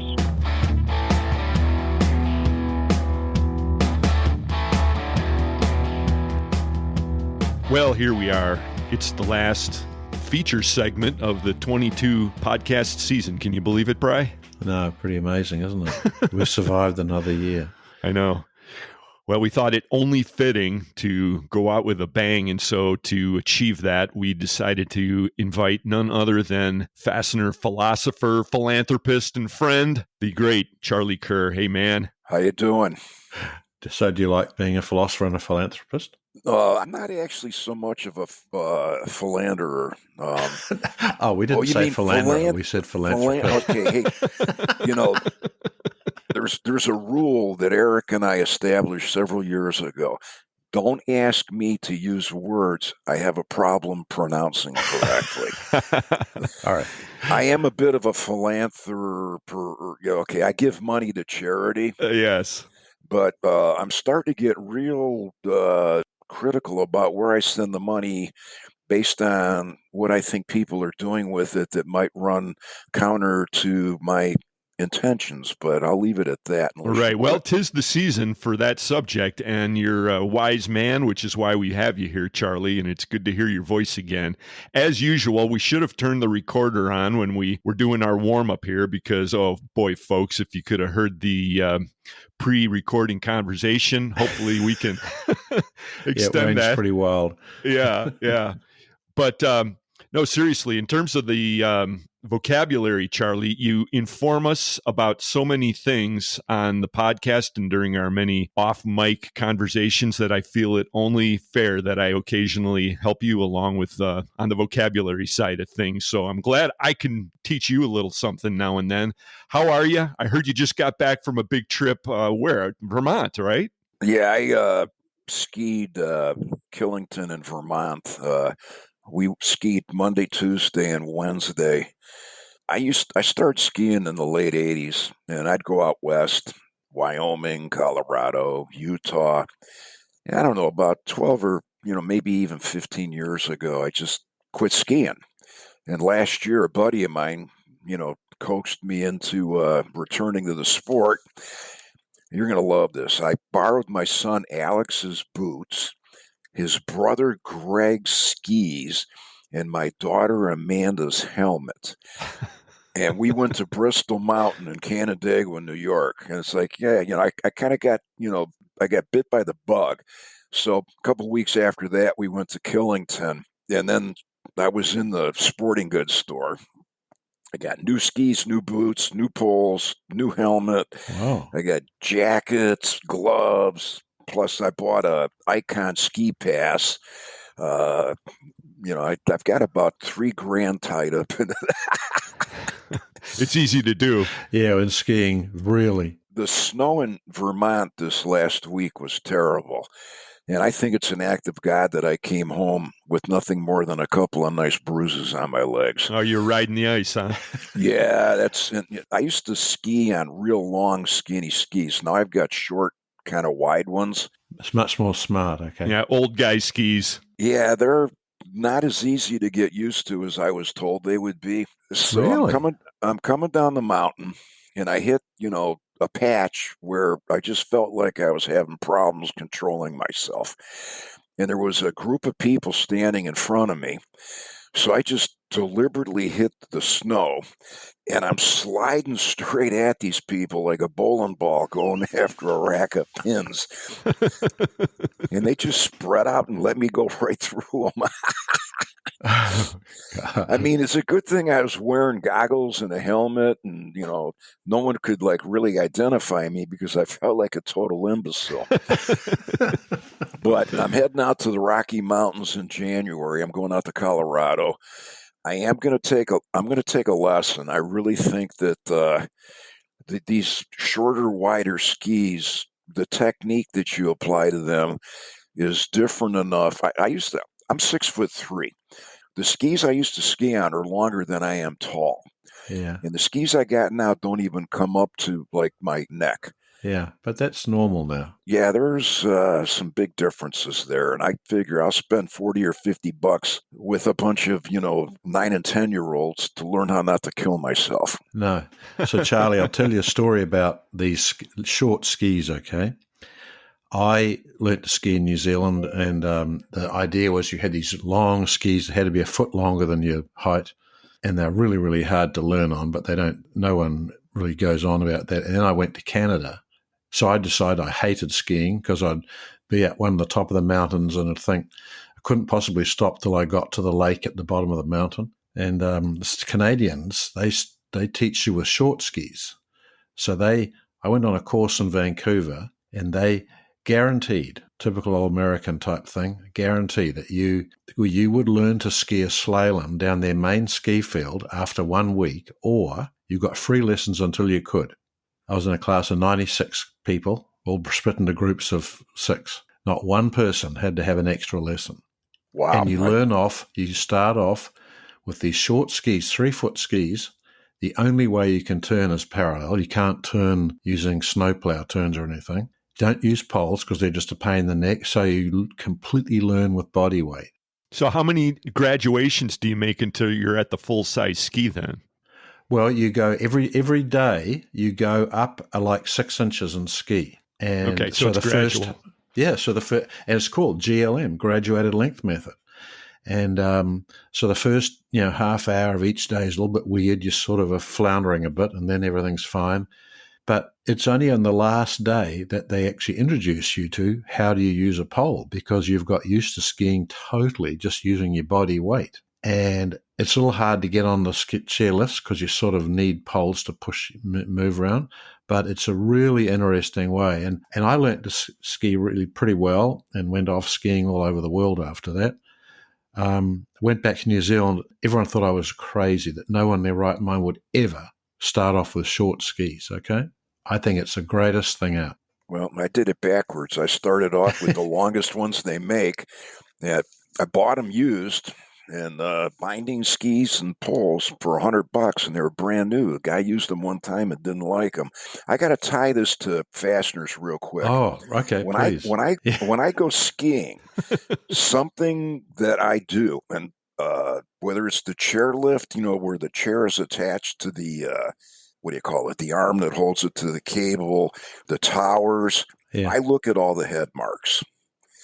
And believe me, it's, and Fasco's got the triangle head mark, correct? Yep. They must have a monopoly on ski lift fasteners, because I have never seen a head mark other than that triangle. You mean everywhere you go, or just this weekend in Vermont? Everywhere. It's whether it's Jackson, Wyoming, Salt Lake City, or that's actually Park City, Utah. Yeah. I have never seen a head mark other than the Infasco triangle. It's all hex heads. I think, most of it's grade 5 zinc plated. Yeah. It's got I've never seen, if I have seen a grade 8 head mark, I don't remember it. But, I'm thinking, okay, if this thing falls to the ground, someone that I have a business connection with might be responsible. Well, that's pretty much a given in our business, but I take your point. Yeah, that's an interesting question. I'm sure somebody in the audience has some insight on that. Maybe we'll hear from a listener on that. So a lot of things go through your mind while you're out there on the slopes, Charlie. Obviously, you're reflecting on the world, occasionally of non-fastener things, but a lot of times fastener stuff. You were telling us that you were considering what's going on in the world of ISO lately while you were out there too. What was that all about? Well, as I told you during our warm-up conversation, everybody in this industry, well, maybe not everybody, but almost everybody, has some connection to an ISO standard. Their quality management system could be certified to ISO 9001. If they're a testing facility, ISO 17025.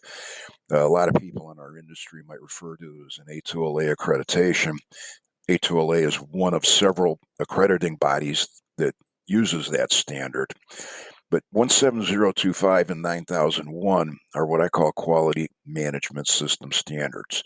But ISO also has product standards. And for example, almost every fastener, whether it's a metric, hex head, socket head, there's pins, there's a ISO standard that covers the dimensions and the physical properties. For example, our socket screws, the metric version, the physical properties for grade 12.9 are determined by ISO standard 898-1.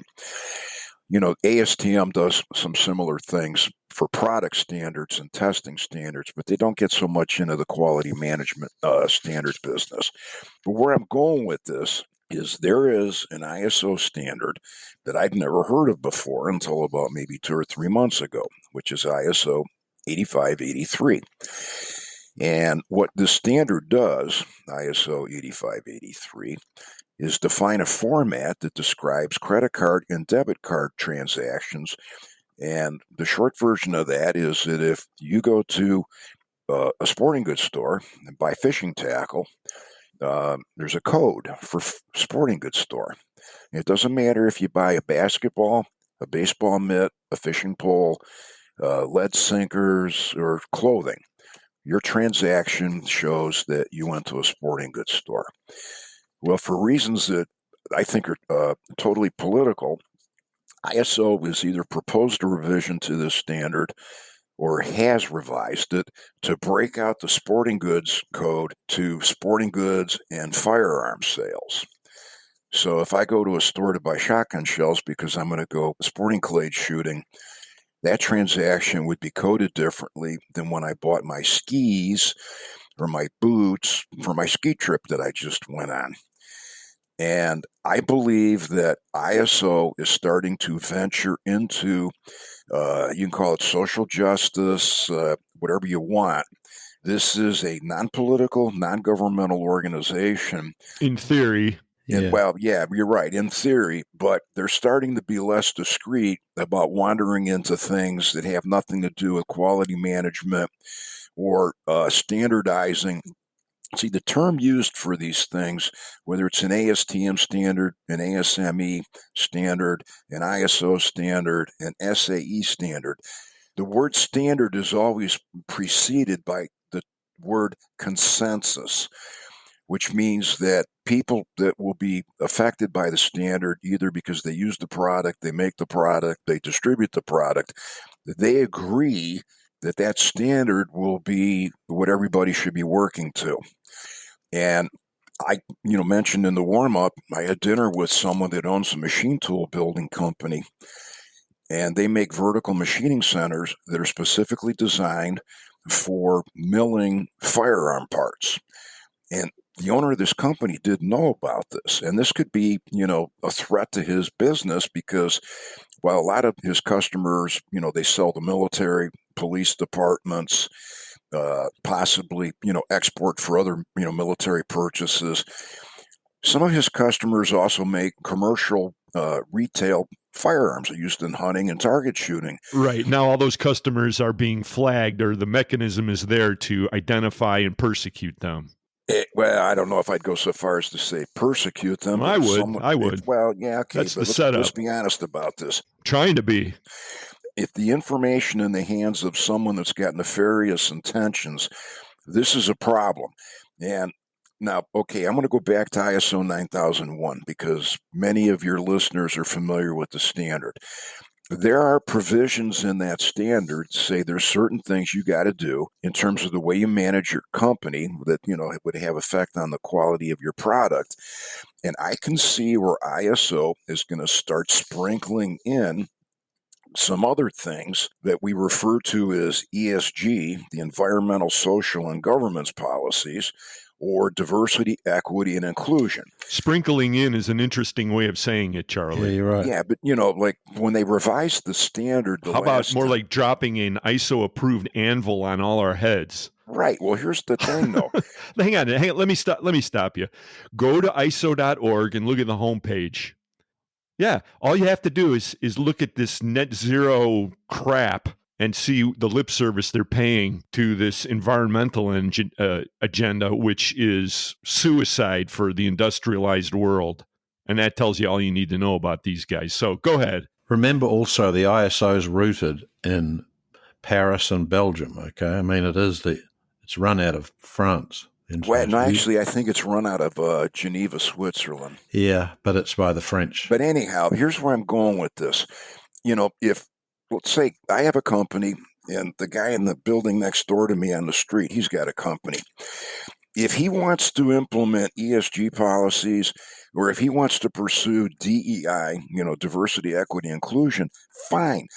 Don't take a consensus standard and impose that stuff on people and put them out of business if they don't want to play ball with it.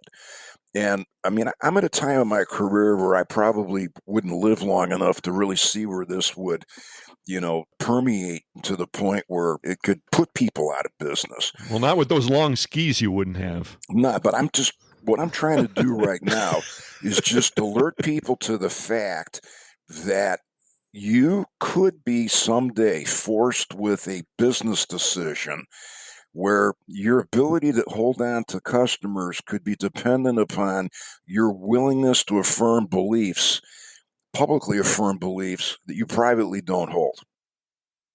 So why is this any different to other things that are facing the Supreme Court right now? Well, it's right in there. It's right in there. It's a good point, Charlie. I mean, we're all standing here on the precipice looking at this. We're living in this age of mendacity and censorship, and it's growing and it's building, and it's not very Christmassy, but on the other hand, it's out there now. So this is what we have. Okay, well, let me tell you something. You called me a philanderer or a philanthropist or something. No, he was much nicer. He called you a philanthropist. You'd like to be that. I'm going to get specific with this. I'm not, like the Bill Gates Foundation, but there's 2 or 3 charities annually that I would give several $1,000s to each. I'd give them a couple $100 a month, kind of like, it's the way I put it is, whatever my cable and internet bill is what I would send to these people. Yes, in a voluntary way, right. Out of a sense of compassion and kindness and love for your fellow man, and not as a compulsory gun to your head action. So anyhow, I get this letter from the Salvation Army. Dear Mr. Kerr, thank you for your generosity. Would you consider being a bell ringer? And I thought, you know what? I think I would.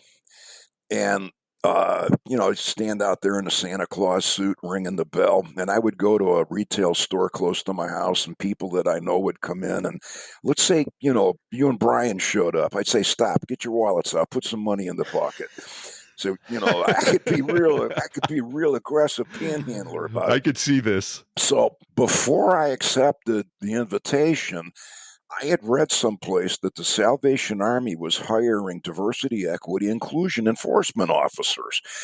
And, I'm thinking, wait a minute, you're going to pay people to squelch opinions that might run counter to the prevailing woke ideology. I said, if you can afford to pay someone to censor and stifle people that might not toe a certain philosophy or, politically correct agenda, you don't need my money. And I don't give the Salvation Army any money anymore. And I cut off John Carroll University for the same reason. They got a vice president of diversity, equity, and inclusion. I graduated in 1979. John Carroll was into DEI and woke before anybody knew what that stuff was. Now they got to pay someone a six-figure salary to make sure that if I step foot on campus, they put a muzzle on me. They don't need my money. Right. Well, now you're left with basically Hillsdale College and the Fastener Training Institute, Charlie. You know, this is just where we are. So, yeah, well, thanks for bringing it up. And let me ask you this: your friend who you were having dinner with, who's operating the forming company, It's a machine tool company. Yeah. So, what was his reaction? I mean, did he have any kind of a feedback for you? He didn't know about it. He goes, "What are you talking about?" And I said, "Okay, here's the deal. It was an awards dinner, so I'm wearing a tuxedo, and think of a wedding except no bride and groom, and the recognizing. It was the Precision Machine Products Association annual meeting. So anyhow, he was dumbfounded, and I took his business card, and I emailed him all this information, and his answer was, "Thank God I had dinner with you. I wouldn't have known about this." And then, I'm slowly trying to pass, the info around. And, the next person that I want to communicate this to is Dan Walker. He's the executive director of the Industrial Fasteners Institute. I think the title's managing director. But every single pistol, rifle, shotgun, and larger has got threaded fasteners holding it together. And the people that supply those have to have some sort of document that says they're ITAR compliant. Okay, well, that automatically puts them on a certain radar screen. But if 90% of the fasteners that they produce under this ITAR classification goes to what I'll call retail sales, you're going to see a lot of people that supply that industry, if they're real deep into it, they're going to go out of business. I don't think there's any middle ground here. Really? Yeah, we live in a world now where it ends up at a big question mark, and you wonder, are other people at the same point? Do they see the writing on the wall or not? Because what they're advocating are policies that they love to throw the word sustainable around. Guess what? These are not sustainable. So wake up, people. I mean, how about woke to mean open your intellect and see this? Well, yeah, this is huge, Charlie, and I think that's as far as we'll take it. But the point is made, and definitely not where I thought we were going. And I thought downhill was going to mean something completely different in the context of this conversation. So. We just changing the subject to fasteners, as you so adeptly attempted a few minutes ago. We had the FDI recently. I know you're a big fan of the monthly report when it comes out, and that was kind of a shocker. We heard from John Kovatch over there at AFC, and of course he's on the distribution side. But you've always got things to say about the FDI report. What was your reaction when you saw that number come through this time? Well, first of all, the FDI is mandatory reading for everybody that's involved in management at my company. So when you send it to me, it goes to Alex, company president, John, our plant manager, Mike, our sales manager, Debbie, the assistant sales manager, and who else do I send it to? Right off the top of my head, there's maybe a few people like sales reps of ours and things like that. The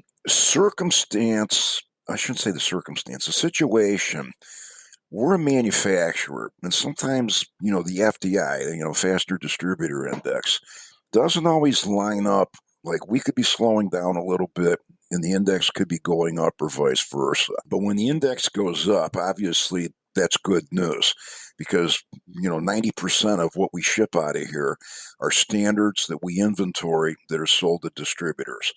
We do some special make-to-print parts that we sell directly to OEMs, but it's becoming an increasingly smaller part of our product mix.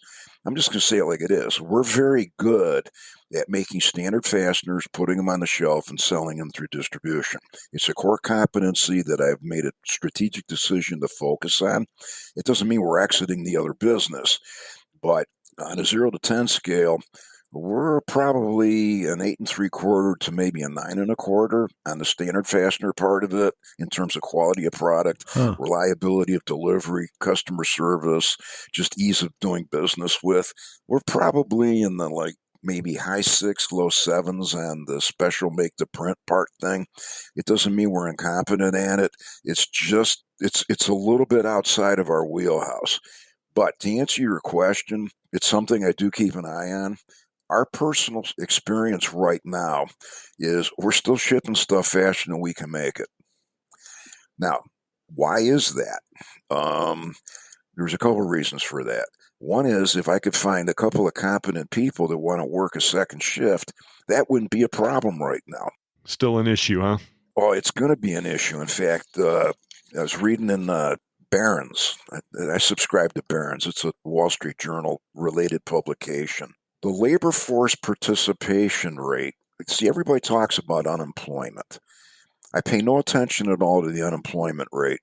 Well, I shouldn't say I don't pay attention to it, but it just, if you're capable of working, but you're sitting at home with a bag of Fritos in one hand and a can of soda in the other, watching, soap opera reruns, you're not interested in working, so you're not considered unemployed. I thought that was the American dream these days. Yeah, right. But if, you're out looking for a job, okay, but you don't have one, you'd be considered unemployed. Labor force participation is a more meaningful statistic to me because what that does is it tells you who should be working or who could be working but who isn't working. Yeah, you're right. And there's a lot of people out there who should have jobs that don't. It either, for whatever reason, it's too easy not to work, because of, government benefits and things like that. And, as long as, we make it easy for people not to have jobs, they're not going to. And right now, the labor force participation rate, I don't know exactly what the number is, but it's low compared to where it was, say, 10 or 15 years ago.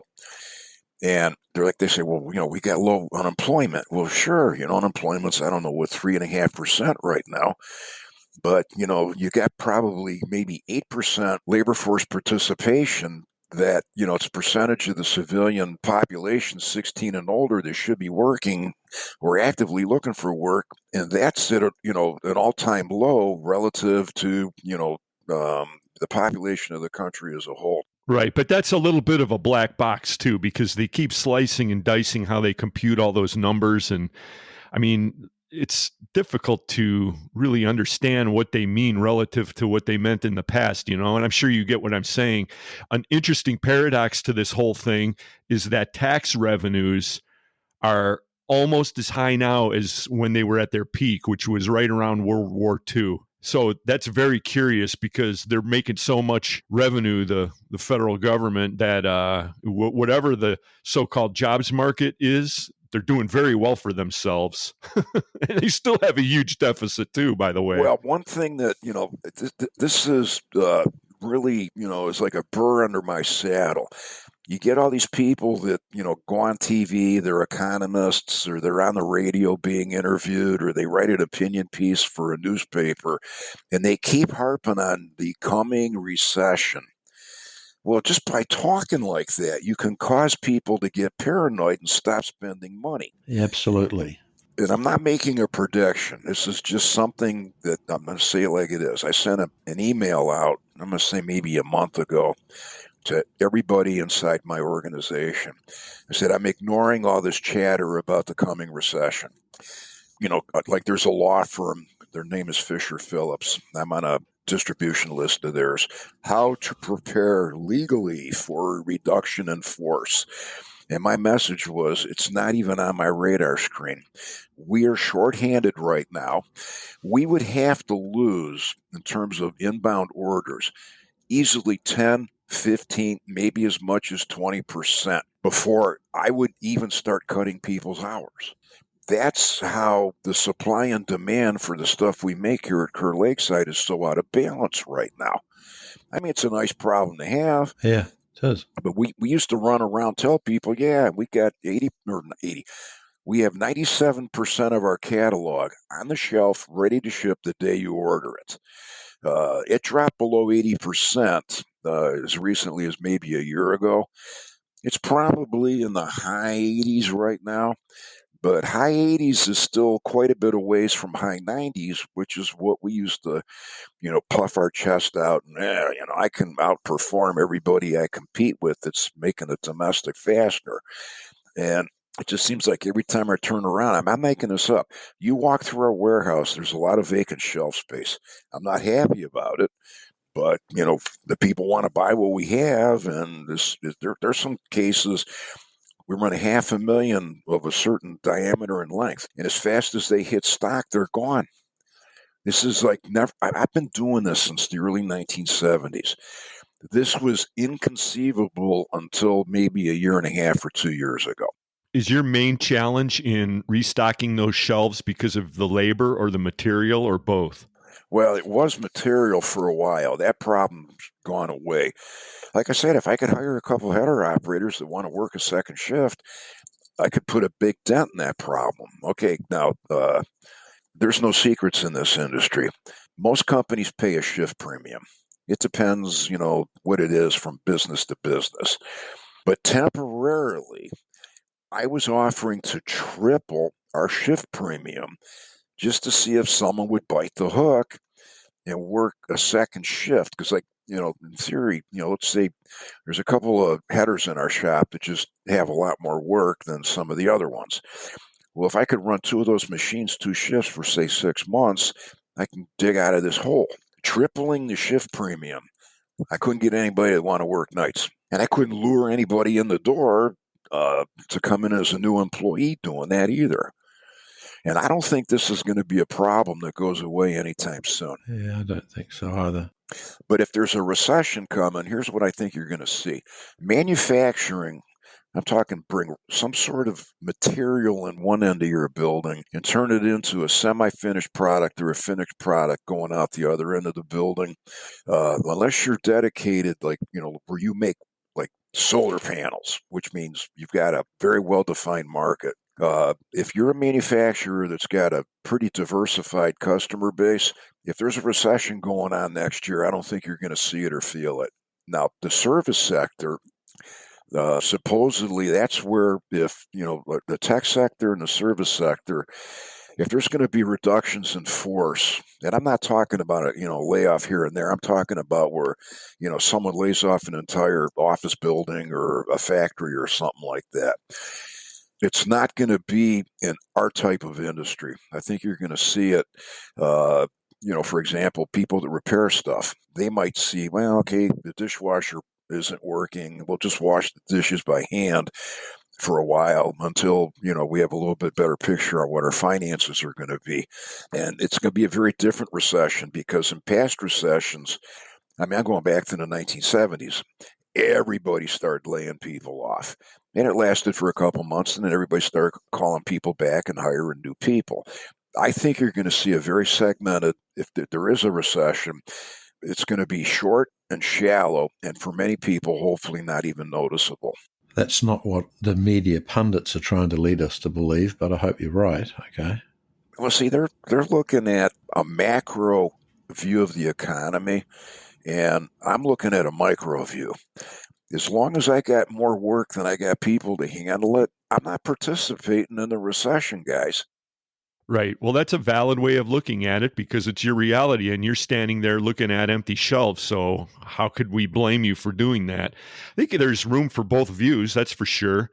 And we've definitely got an uncertain and probably kind of rocky immediate future ahead, but I think those are all valid observations. Well, something that is, I think, a very big advantage for a business like Kerr Lakeside. Okay, I told you, I got a lot of vacant shelf space right now. Well, let's say our order book did take a nosedive in January, February, March, and April. I'm not going to lay anybody off. I'm going to start filling the shelves up so that when business returns, I can honestly claim our service level is back up into the high 90s. And to me, it's going to be an opportunity to fix a problem we've been screwing around with here for a couple of years. Okay, so I'm going to say that from the perspective of Kerr Lakeside, you do not see customer orders slowing down, because I have a glimpse at all the commentary that comes in from the FDI respondents, and that's distributors only. And from that vantage point, we're seeing a lot more commentary that says that area is softening up. Well, there's a couple of things here. See, socket head cap screws are probably used more in maintenance and repair than they are in original equipment manufacturing. Now, a lot of the distributors that participate in your survey are on vendor-managed inventory programs that involve make-to-print specials that are used in original equipment, mass assembly. Whether it's, going to a place like a car company or an engine, like a diesel engine plant or something like that. If the economy slows down, fasteners, like I know some of ours are probably used in OEM applications. I'd be naive to claim otherwise. But a lot of facilities say, okay, let's take advantage of the fact that our presses aren't real busy, or, maybe we could, disassemble some tooling and go over it and put it back together. That creates a demand for the type of fastener that we make. Right. I mean, I could see what you're saying, Charlie. There's a shift, so it might go from manufacturing to more MRO type activities, but it's still product going out the door. And that's what we're really trying to measure, And my question was just a general observation. So the answer is that you're still seeing strong orders, and that's in contrast to what a lot of our guys are reporting from the FDI, but not all. So again, we don't have a crystal ball, but we can all talk about it, which is what we do here.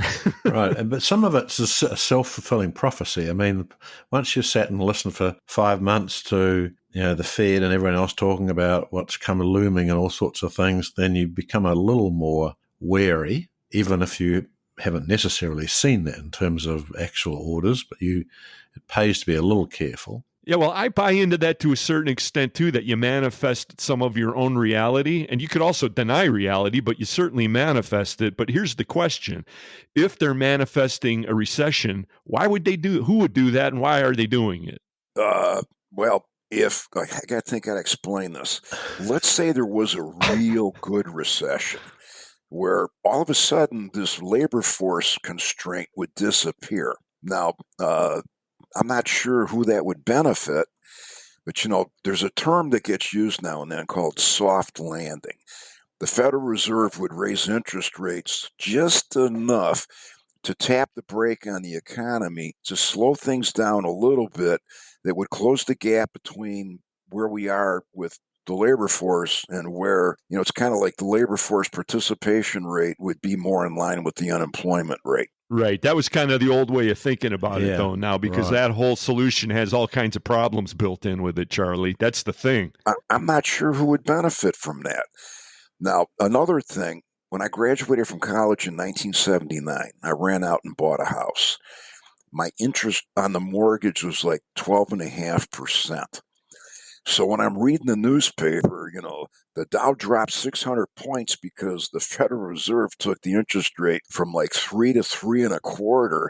It's like, my God, good thing I wasn't investing money back in 1979. It just, I had, because that was my first introduction to borrowing money. To me, if interest rates are nowhere near 10%, they're not that high.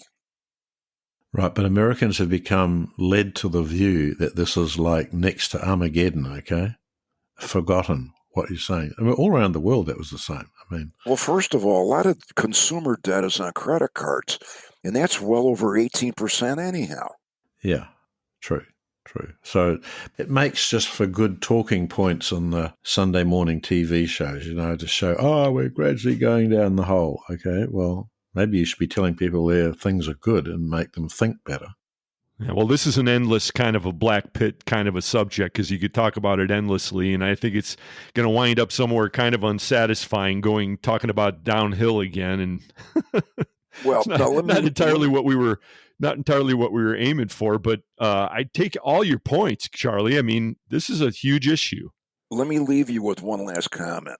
From Thanksgiving until New Year's Day is kind of a weird period to measure things, because, like for example, our company pays 2 holiday days at Thanksgiving. We pay 4 holiday days at the Christmas, New Year's holiday. And a lot of our customers do the same thing. And then, just because we have, long-term employees that have several weeks of vacation, some of them take that during, the week of Thanksgiving or say Christmas and New Year. Now, what we will ship in that 6-week period, to me, is an outlier. Talk to me at the end of January. If, let's say, our orders shipped is like 80% of what it's been like, July, August, September, and October, I think maybe I got to change my thinking on this. But I kind of don't pay a lot of attention to what happens in, the last week of November and the entire month of December because of that. But once we get into January, if your, FDI is starting to nosedive, Houston, we got a problem. I'm not expecting that to happen, though. Well, we'll be remembering that, Charlie. It's nice that you think that. I'm going to repeat what I said a couple of minutes earlier. Preparing for a reduction in force or other activity consistent with a recession, I'm not contemplating it. I have chosen not to participate in any bad stuff that might happen in the economy as a whole. I like the sound of that, Charlie. The only downhilling you're doing is on the slopes. Right, so you're still thinking it's only if you get a really bad report that you won't go skiing over in Colorado. Well, I tell you what, the snow... Why don't you try going back to Jackson Hole in Wyoming? Well, actually, it's funny you'd mention that because I'm spending the month of January. I'm going to go to a baseball coaches convention in Nashville right after the first of the year. Then I'm driving from Nashville to Dillon, Colorado, where I'm going to ski a couple days there at Copper Mountain. Okay, I got to go to places that honor my past. Then I'm going to drive up to Jackson, Wyoming for a couple days. Oh, that was my favorite ski field in America. There's only one catch on that, though. I'm supposed to ski on Martin Luther King Day, and that could make that mountain, because it's a holiday, a real busy place. And anybody that knows Charlie Kerr knows Charlie doesn't wait in line for anything. I don't wait in line to buy gas. I don't wait in line to order fast food. I don't wait in line to use an ATM.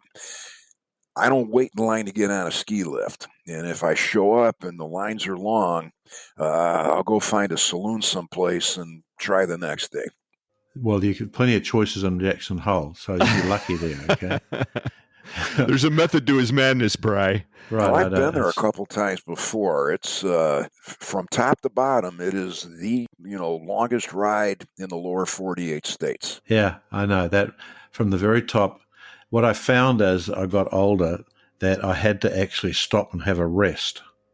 When I was younger, I could do the whole rundown. It's like 7 minutes or 8 minutes of solid skiing.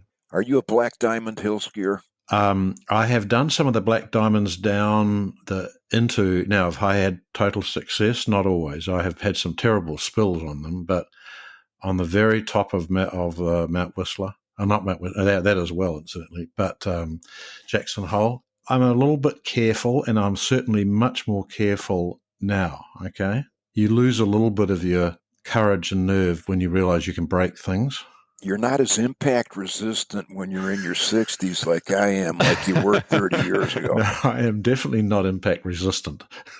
I tell you, listening to you guys as a non-skier myself, I'm reminded of the autobiography of William F. Buckley, which I read a couple years ago, and it always stuck in my mind how he was expounding on the joys of skiing into your 80s along with his good pal Alan Greenspan. If you could imagine the two of those guys going downhill, I'm thinking about maybe you guys hooking up at some point and, doing the Fastener equivalent.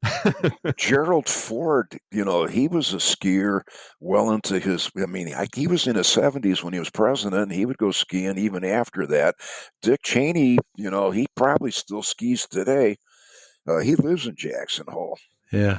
Maybe I go say hi to him. But I stay on the green circles and the blue squares, which is green circles beginner or someone that doesn't know how to ski real well.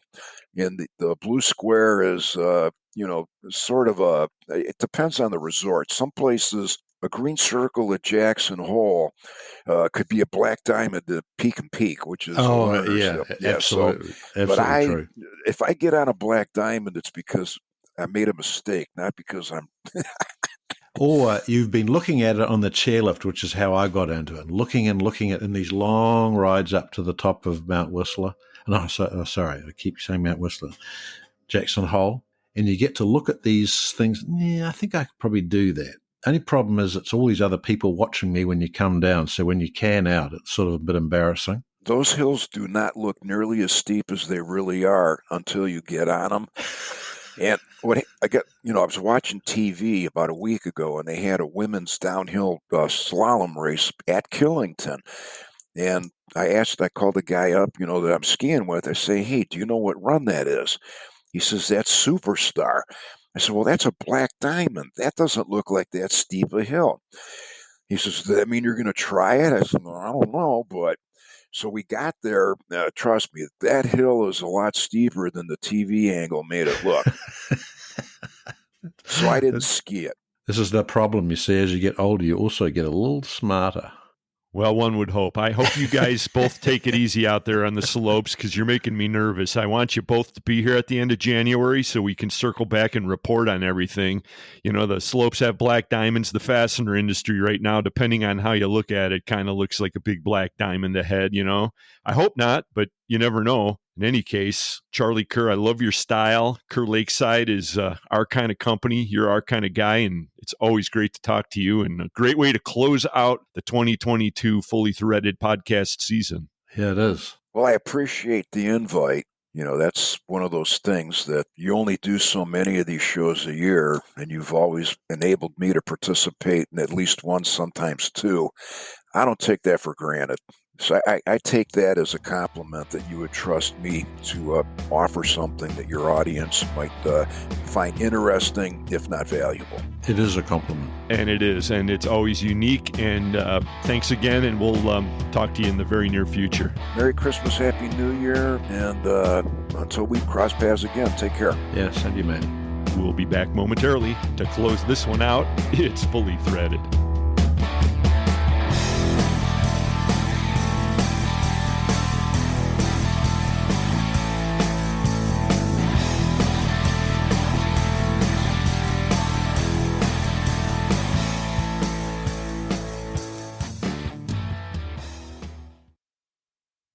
The U.S. Anchor Division at Brighton Best International is comprised of a comprehensive line of light, medium, and heavy-duty anchors for various construction and industrial applications. This line is highlighted by its flagship Ultra Wedge Plus wedge anchor, which is crack concrete tested and approved by ICC-ES and Miami-Dade County. The U.S. Anchor line includes the Tap King SC that is Miami-Dade approved for standard and hurricane window applications, and the Tap King HD designed for heavy-duty uses in concrete and is ICC-ES approved for crack concrete. The balance of U.S. Anchor product line includes light-duty anchors for drywall, hollow block wall, standard concrete, and brick and mortar joints. Contact your BBI representative or visit www.brightonbest.com/brands for more info.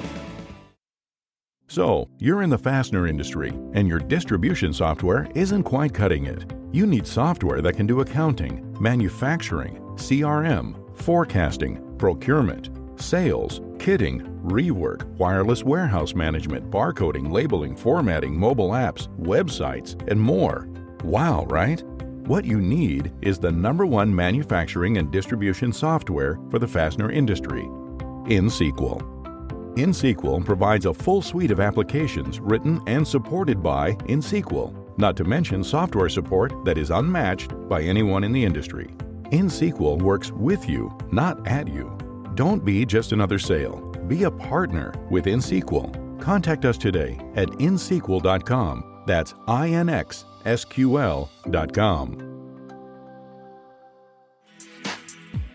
Stelfast customers say it all. Tim Minter, Northern State Supply. I've been in this industry for 40 years, and I can never remember Basically, when Stelfast hasn't been a part of it, they've taken care of us over the years, helped us grow. Quality outfit, quality people. This goes back to the days when Surrender and you call up to Toronto, and we ran out of some 70s jam nuts, and they were basically just open in Cleveland, I believe, at the time. And president of the company took care of it, and got us what we needed in about 3 or 4 days, and saved us from shutting down a production line. And they'll bend over backwards and take care of your needs for you. It's more of a personal relationship with the group. Very good group of people. For service you deserve and people you trust, it's Stelfast.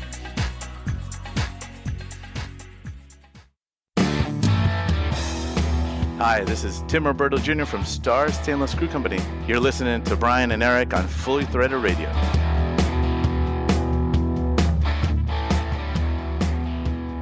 Brian and Eric back with you to close out another episode and another season of Fully Threaded Radio, the predominantly fastener-related podcast you crave.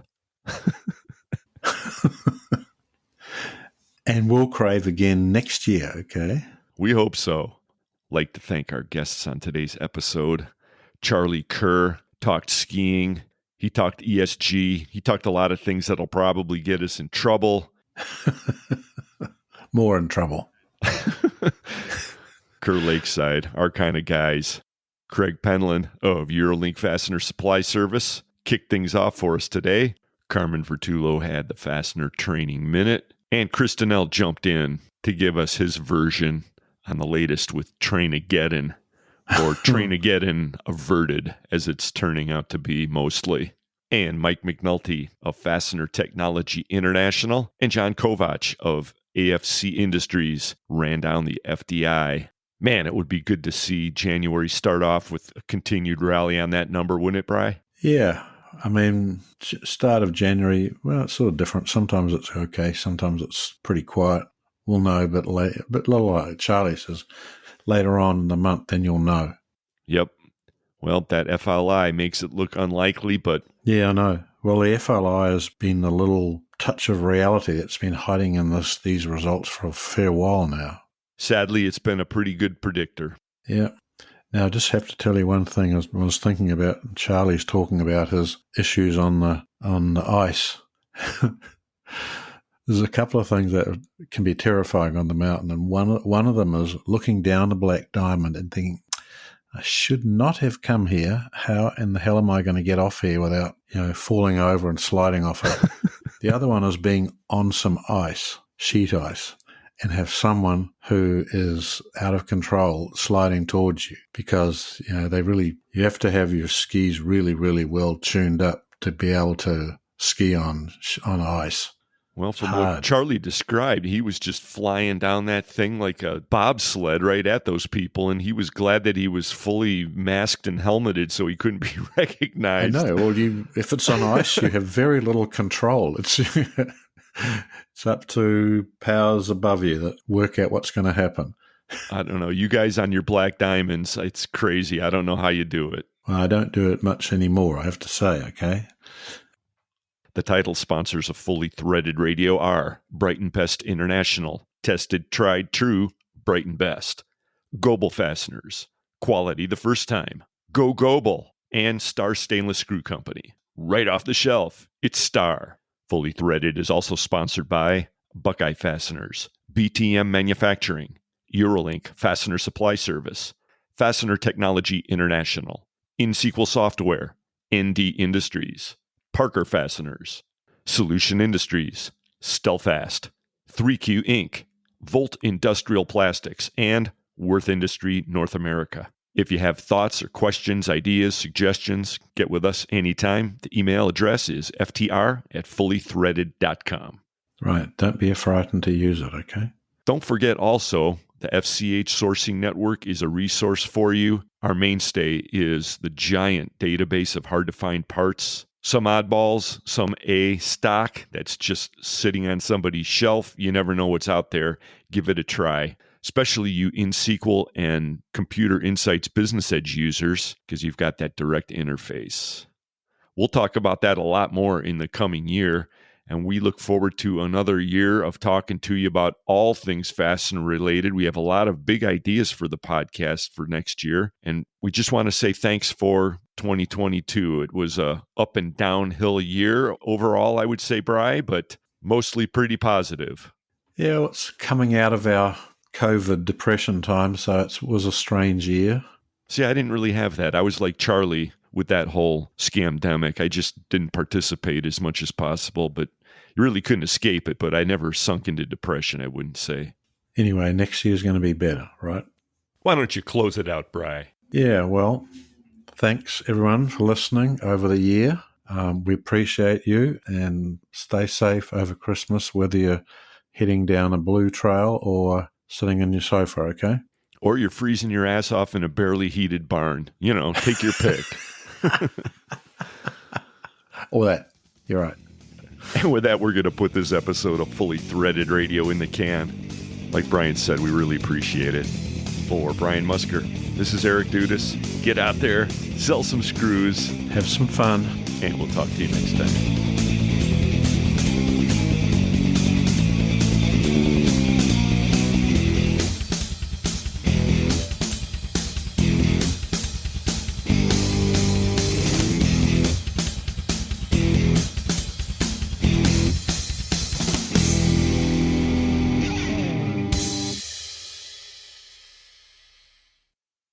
Fully Threaded Radio is a production of Fastener's Clearinghouse.